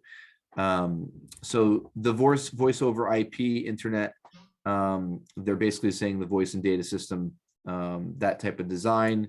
It's got to have the rooms that are storing all of the server materials. They have to have environmental controls. We have one room right now that has no door on it at Hall School because it needs to be maintained temperature, and the office is AC, not the proper way to do it. Center School is a locked closet with a specific zone in there that is air conditioned. You want Cat 6 cabling, which is probably one of the highest right now, or contemporary equivalent. Who knows what's going to come out by the time if you do a project, you want what's current, and that the cable is running corridors to support that the horizontal runs, and that they're not necessarily going vertical. You've got the fiber. You've got the fiber to the street. Security is the digital surveillance of exterior and interior areas of the building. There's an electronic security system with a keypad enabling that access control panel that lets you in or alarms the building.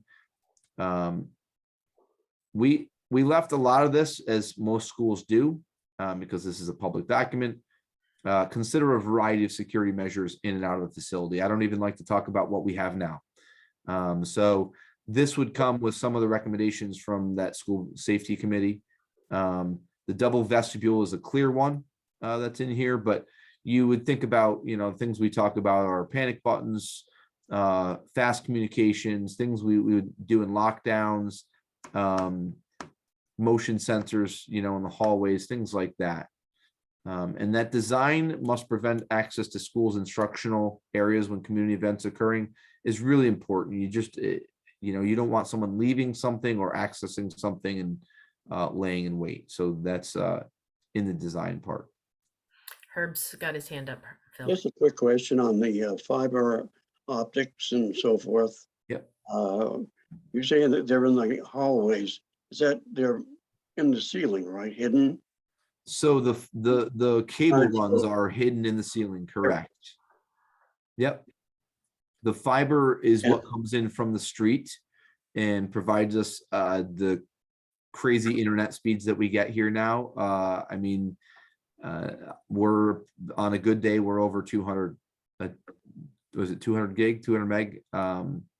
It's incredible.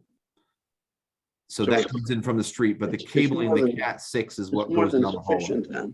It's highly efficient right now. Yeah. Correct. And we would want to maintain that whatever project we did. With our new wireless infrastructure that we have in both buildings right now, it meets our needs and exceeds our needs, meaning students can be on their Chromebooks and doing what they need to do for educational activities and not have lag. Teachers can demonstrate things. They could put on a video and there's no lag. That is what you're looking for. That is what this cabling would provide between the fiber and the Cat 6. And it's easily accessible. Correct. Thank you. You're welcome. The phone system is similar to what we have now, some sort of, although we're not voice over IP right now, just a comprehensive phone system that's integrated into the technology. This is where, when you talk about the public address and the clocks, you put them all together and they're on a system that we can control. And sometimes it's one system. So what you're using for your PA system is tied to your phone system. I can call a lockdown from my office right now. That's the type of system you want. And so there's phones in all those spaces. There's still a speaker on the wall, so someone can make an announcement into the room, or a speaker that comes through the phone. And the rooms that are larger have those accommodations, such as the gym. Those PA systems would be put in, but they're all, the intent here is that they are all tied together and they meet the needs of a school facility. I see Laura's hand up. She's one of the only people I see on my screen. So Go ahead, Laura. you're muted, Laura. Laura, you have to come off mute.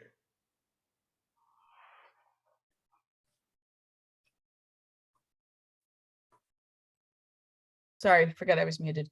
I wasn't clear on what exactly a voice over IP system is.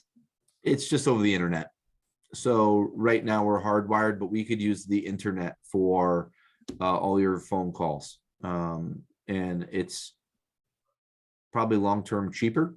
It's a bigger investment maybe on the front side, but it's pretty much where a lot of people are going. There are definitely pros and cons, and it's come a long way since we did our phone project here. It wasn't the right time for us to do it when we did our phone project here, because we had all the cabling in place already.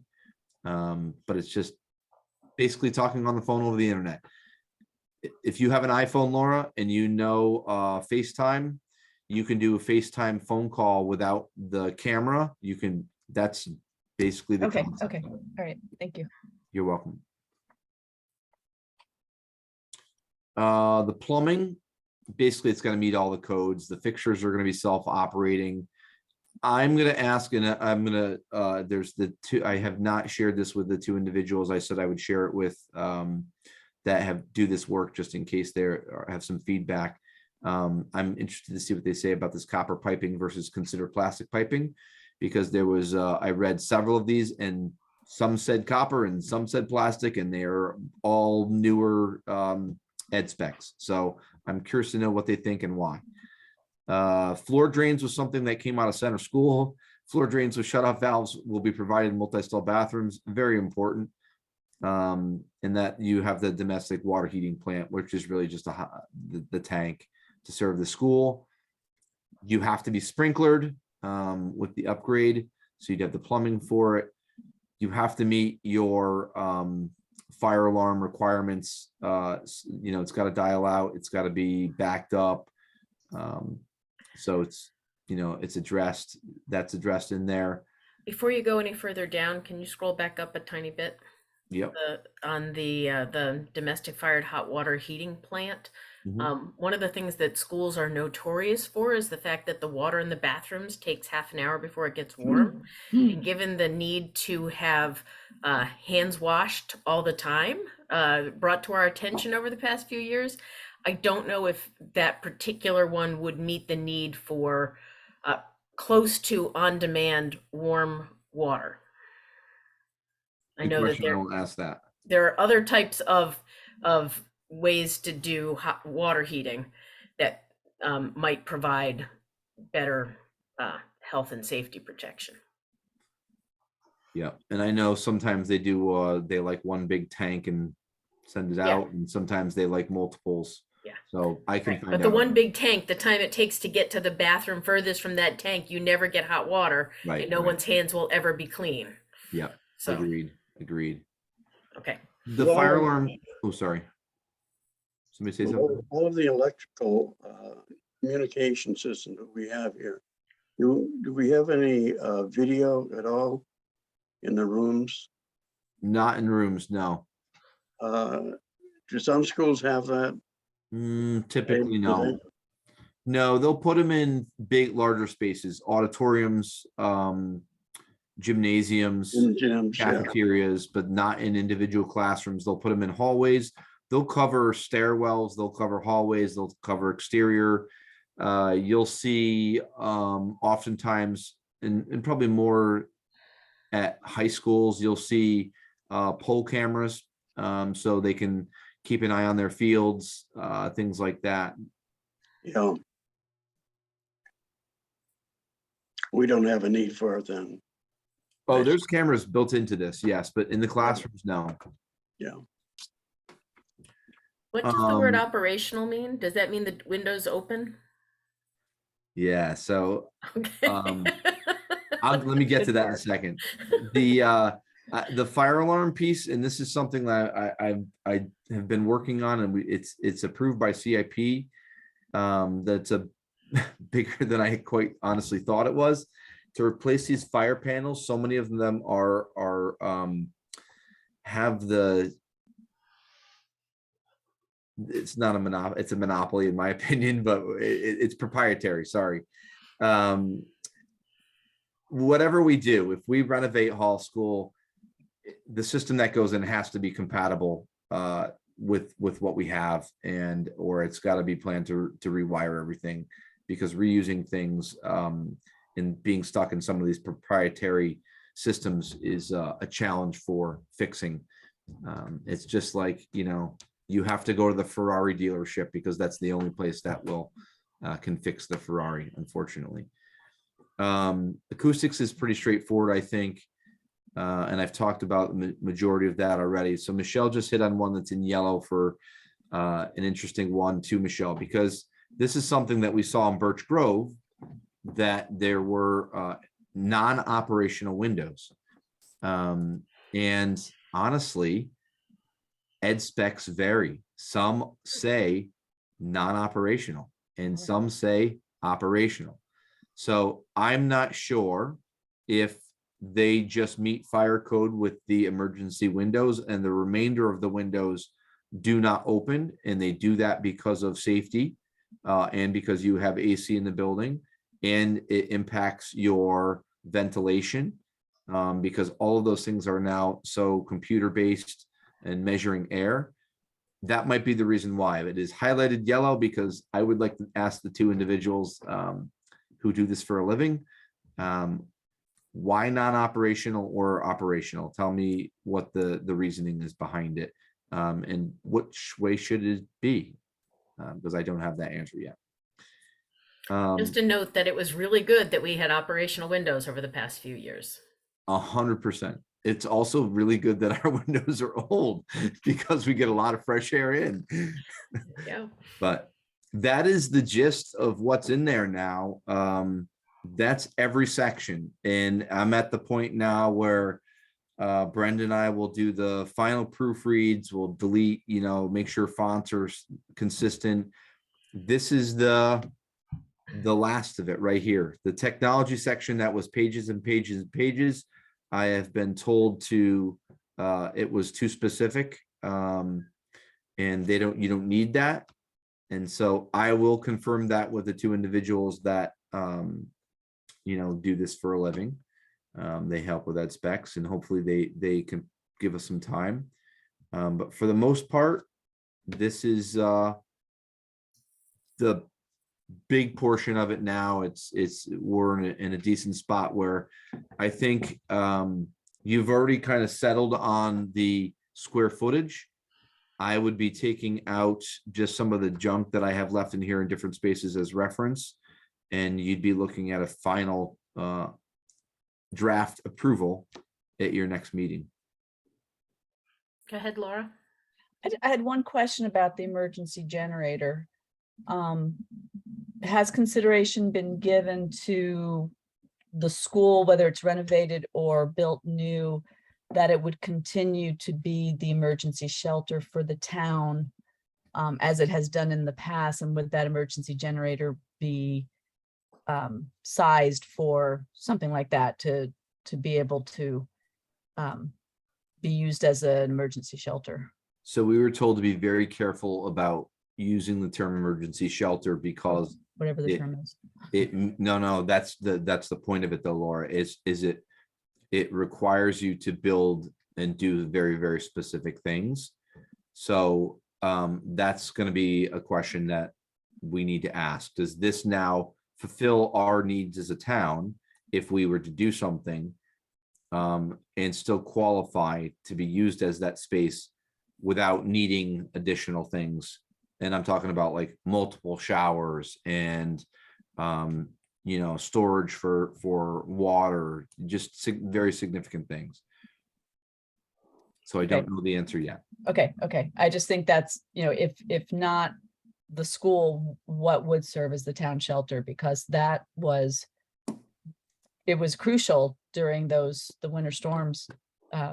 Was the winter storm in October when we lost power for a week, or some people were 2 weeks, right? Yeah. With snow on the ground. I know they were really trying to push regional shelters because they just don't have the manpower to take care of multiple shelters. And So it might become EO. that might be the reason why. But I would like to, I've heard those two things now, and I just haven't had a good answer on it yet. So I want to make sure if we have to do that, I want to make sure I know what the criteria is. So if it needs to be in here, we can make sure it's in here. Okay, thank you. Donna, your hand's up. Yeah, one is the total, it's about 83,000 square feet, is that correct? That's correct. Is that without the auditorium or with the auditorium? That is with the auditorium. How much would it be without the auditorium? The auditorium is spaced at 8,000 square feet right now. And how many square, where do we stand in total square feet compared to what they will allow us to have? So it's not what they'll allow you to have, is what how you maximize your reimbursement. So the last meeting we had was really, the intention was to go in. I'm going to take myself off this so I can see. Thank you. Sorry. So the intention of the last meeting was really to go in to the state and share that to maximize our reimbursement, whether it's new or it's a renovation, is like 57,000 square feet. And we, even after we cut all sorts of things, we were at like 65. We were still not close to their number. And that was the point of the meeting. And so what we learned was we can apply for a space waiver, which would allow us to receive either a partial waiver, which would be up to a certain amount, or a full waiver, which would then make you eligible up to your full reimbursement rate. The bad thing about it is you cannot apply for that waiver until you apply for your grants. And so we felt kind of stuck. And so the ed spec being the way it is, I think, and I'm, I'm not going to speak for the school building committee. There's members on here, but I think that the feeling right now is that even the state has said they believe a middle school should have an auditorium, maybe not as large as what we have, but they believe that middle school should have an auditorium. That I think the idea of when this goes to the public with numbers, that it could be built out as an extra, meaning it could be as an additional question if the SBC wanted it to, and the board was okay with that. Meaning if it were to go to referendum, and I'm just going to use the renovation project as an example, it would cost X amount of dollars. They would approve, question one, would you approve the renovation of Hall School with the addition for X number of dollars? The person says yes. And then question two would be, would you support the addition of an auditorium as part of that project if it were to pass? You could separate those things out to adjust your square footage. I will tell you, I don't think Scott was surprised. I think Catherine and I, as the SBC chair, Catherine and I were a little surprised that they were supportive. They said a middle school should have an auditorium. It's just for them, they understand, and we were told the state is highly supporting consolidation. And that is exactly what we're doing. We're consolidating 2 buildings to 1. And so the fact that they said that leads me to think that we would be, and they said we had a very good argument for the application for the waiver. They just can't guarantee it. How many people does an 8,000 square foot auditorium seat? Around 500. That just seems excessive. To be able to have because it's still, even though it's one building, you're still running an elementary school and a middle school model. So to be able to seat basically all the students and all the staff simultaneously, I'm very concerned about going over, we're already way over the space, and just the cost of heating, maintaining, air conditioning a space that large. I think we would be much better off for the few times a year that we would need it for performances to either rent the Jorgensen or rent Tolland. They have it's a gorgeous auditorium, and not have to deal with all the headaches associated with that vast of amount of space. Because it's going to be any auditorium is usually several stories high also. So it's not just the space it's also the volume.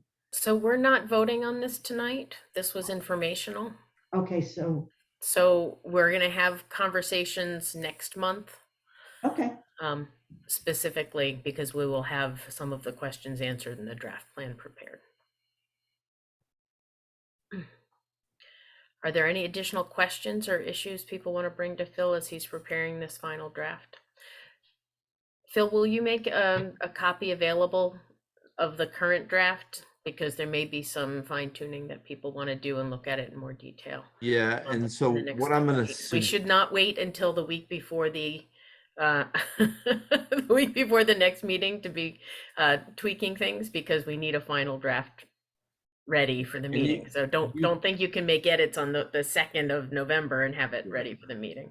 I think you can make, edits in the future if you needed to. People do multiple drafts. Okay. What I'll do now is once I will get the kind of my final version out to you once we read the 50 pages and spell check everything and make sure it's the way we want it to look. Mm-hmm. And I'm going to take out all of the yellow. I'm going to take out, it's going to be a clean copy for you. So if you catch something, you see something, please let me know ahead of time. And I'd like to, because I know people have been asking about it, even though, people have been like asking about releasing of the ed spec. It's actually could be released now. It could have been released before. No one's ever asked me point blank, because it's an FOI document. Even if it's a draft, they went to the wrong committee. They asked the SBC. You've been working on this draft for a while. Are you okay once I clean up this copy, when I send it to you, if I clearly write draft across it, which it already says, are you okay if I put that up on the website and the SBC page so they can see it as well?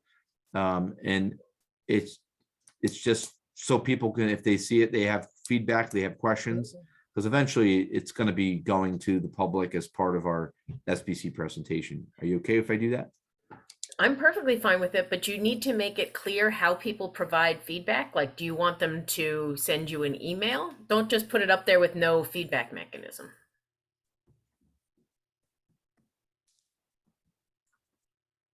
Okay. But when, Phil, will we have an opportunity to have an entire copy of the draft? Depends on the madness of this office, Herb, to be honest with you, but I feel like honestly pretty quickly. I think you'll at least have a couple weeks with it prior to your November meeting. When is your November meeting? The 8th, it's election night.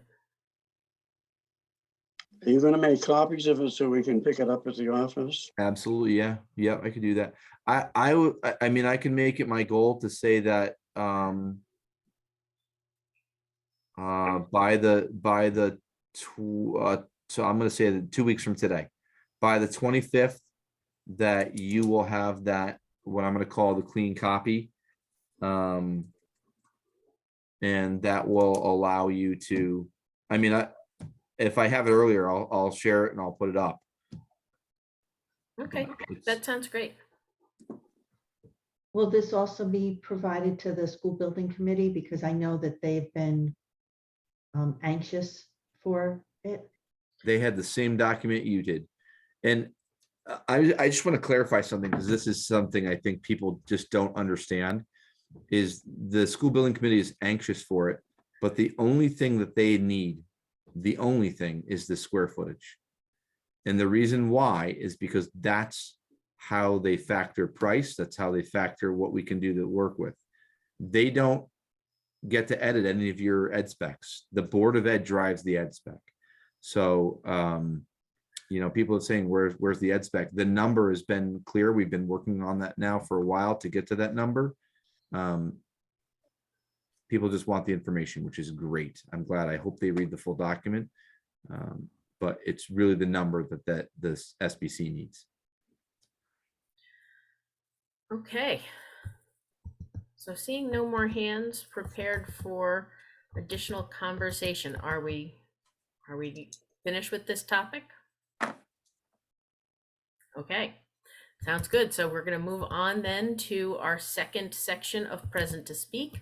Again, for those of you who weren't here at the beginning of the call, I ask that you please identify yourself by raising your hand, either on the video screen or using the reactions button so that we can identify who you are. We ask that you start with your name and address, and please keep your comments to 3 minutes apiece.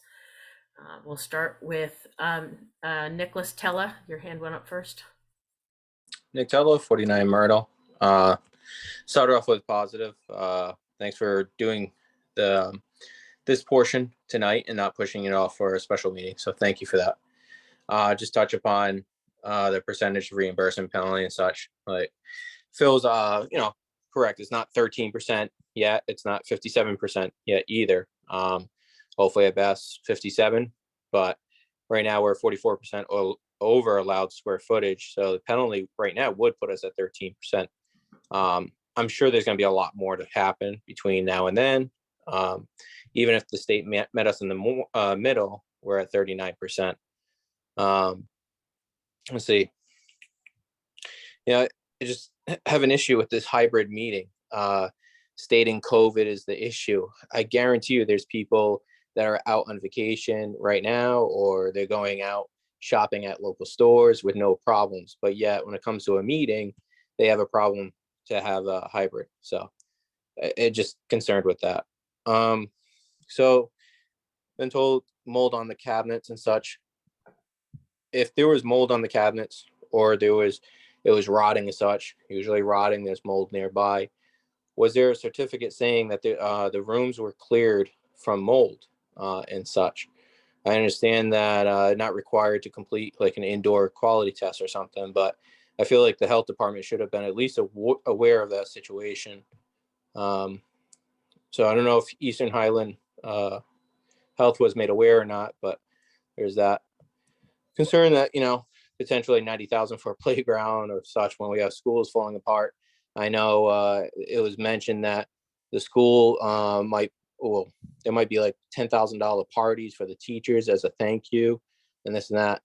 This money should be going back into repairing the schools, not for throwing parties for teachers or giving government workers bonuses and such. It should be going back to the students to make sure these buildings are safe and they're up to par. So when it comes to water testing, I was looking at some of the tests and they seem to be being done at maybe the center, senior center. I hope that these water tests are being done where these kids are consuming water without the filter, so we know what our true results are from the raw water, and then putting the appropriate filters on. But looking at the water reports, doesn't seem to be doing that. So dress code 4 express their identity needs to be cleaned up. I know it's CCRI, it's community college, but you've got a kid walking around dressed as a lizard. You have kids in Connecticut in high school wearing cat ears and dressing as animals. I think that dress code 4 needs to be really hammered down so our kids aren't dressing as animals. Not to say they are, but prevent anything in the future that's just not appropriate for school. And lastly, last point here, dress code 5 in reference to weapons. I just feel as though somebody, if they identify, as a patriotic person and they want to wear a pro Second Amendment shirt, I just hope they're not being told, hey, you can't wear it because there's a weapon on it. Like, if they're supporting the Constitution, I think there's a clear difference of wearing a shirt that's representing kids being shot or violence or any of that inappropriateness. I get that not being allowed, but if somebody's trying to represent who they are, I hope those kids are not being denied the right to be patriotic. So that's all I have. Thanks. Arthur Christensen, your hand was up next. Hi, Arthur Christensen, 14 Birch Meadow Lane. I just want to thank the board for voting through covering the teacher development days, the half days through the non-lapsing fund. I'm glad to see that went through. And I was also happy to hear some of the enthusiasm for the new rubber coating for the playground. I think that'd be very beneficial to the kids as well. So I'm hoping that we'll be able to go through ARPA and everybody's happy there. And just a friendly suggestion as I was listening to the ed specs, Phil mentioned the Cat 6 cable. I would consider the cost of moving to Cat 7 cable, because if you're looking at a school that's going to be built or renovated between 3 and 5 years down the line, you're combining 2 schools. So now 400 kids plus staff and teachers are all in one area. You're going to need as much bandwidth as you do transfer speed, and Cat 7 cable at least doubles the bandwidth of Cat 6 cable across the board. I'm not sure of the cost difference. I'm sure there is a cost difference, but in the long run, it might be beneficial to bump up a level in your Cat cable.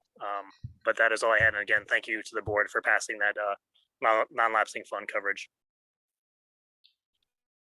Okay, is there anyone else in the audience who'd like to speak? Please raise your hand or come on video so we can see you.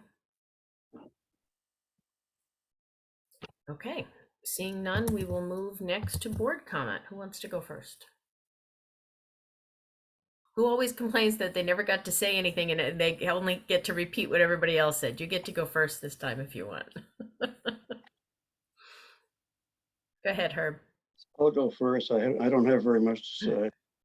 I'll keep it short. I'm looking forward to receiving a copy of the ed specs, Phil. That will not be the final draft. I think we'll be working on this for some time. The other thing I'd like to have, if it's possible, is to get a copy of the principals fund at Hall School.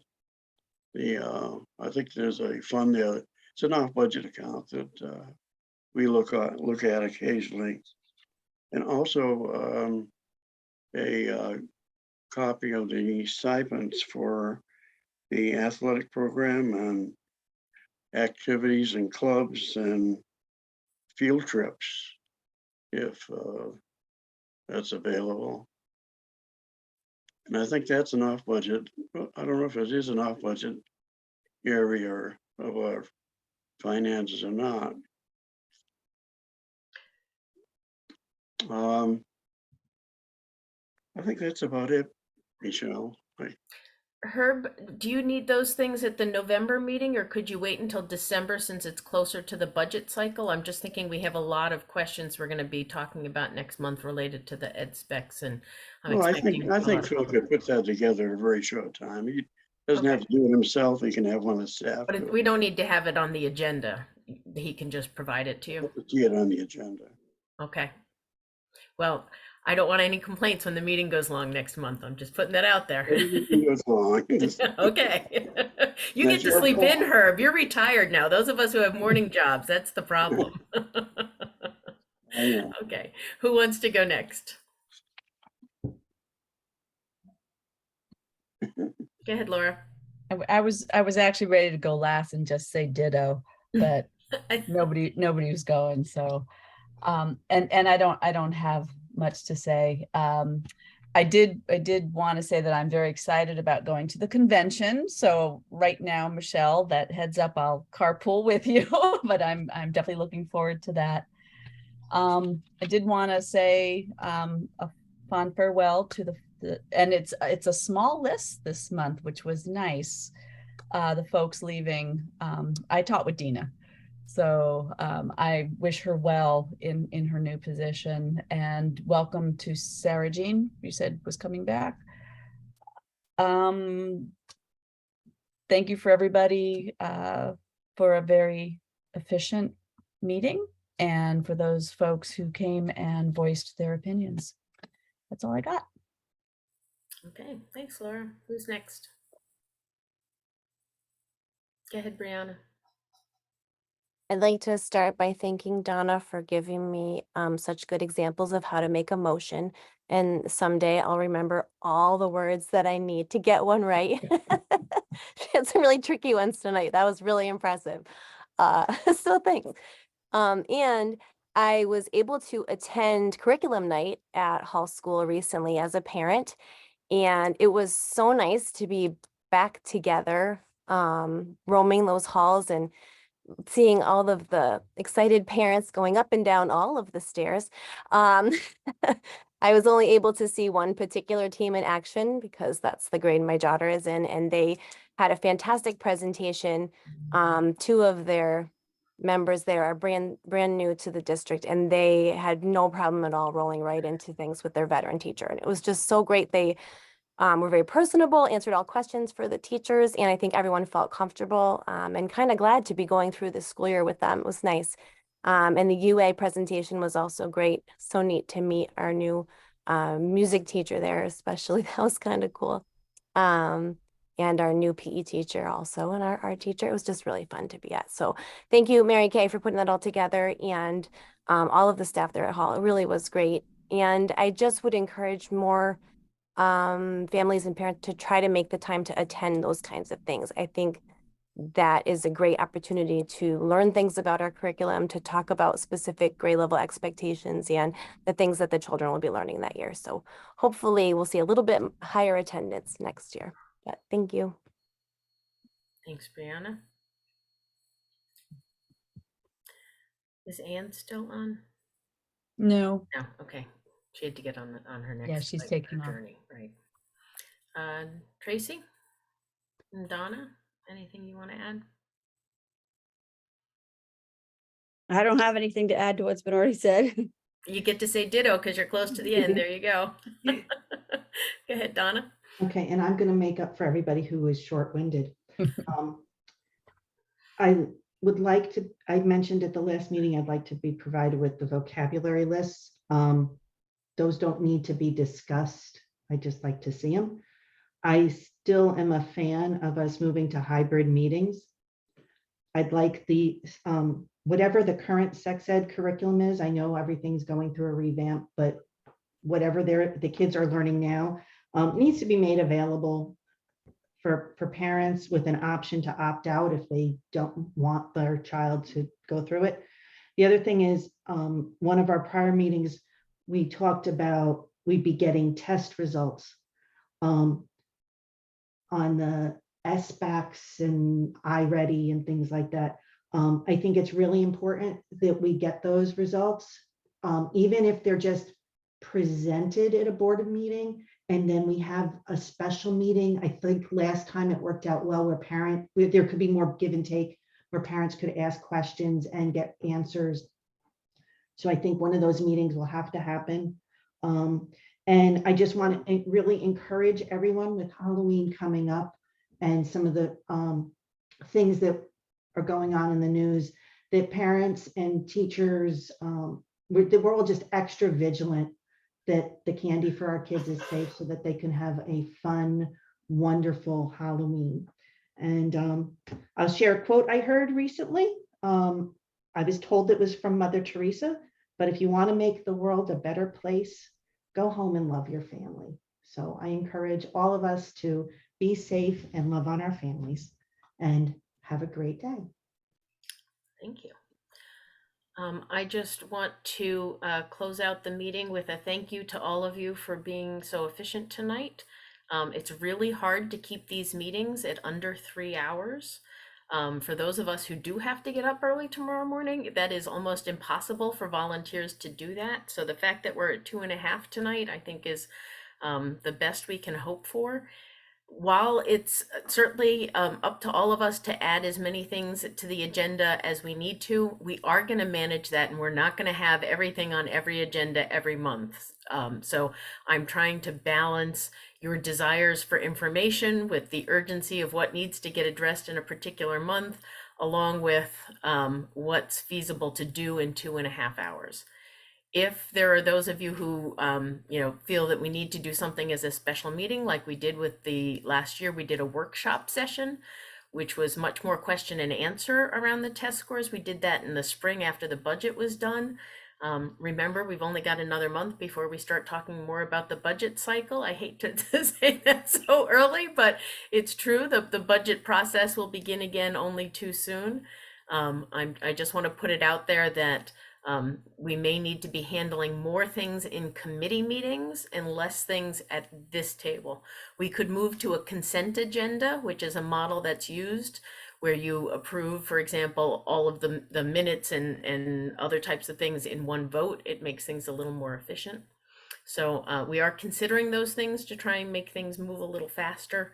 But be aware that the more you ask for, the longer the meetings are, or the more special meetings we will have to have in order to address all of those. So we're trying to balance all the different competing priorities and still manage to get things done in 2.5 hours if we can. So thank you for your efficiency. We did good tonight, and we are just at 2.5 hours. So thank you so much. And with that, I will take a motion to adjourn. I'll make the motion to adjourn. Thank you, Laura. Is there a second? I'll second it. All those in favor signify by saying aye. Aye. Bye.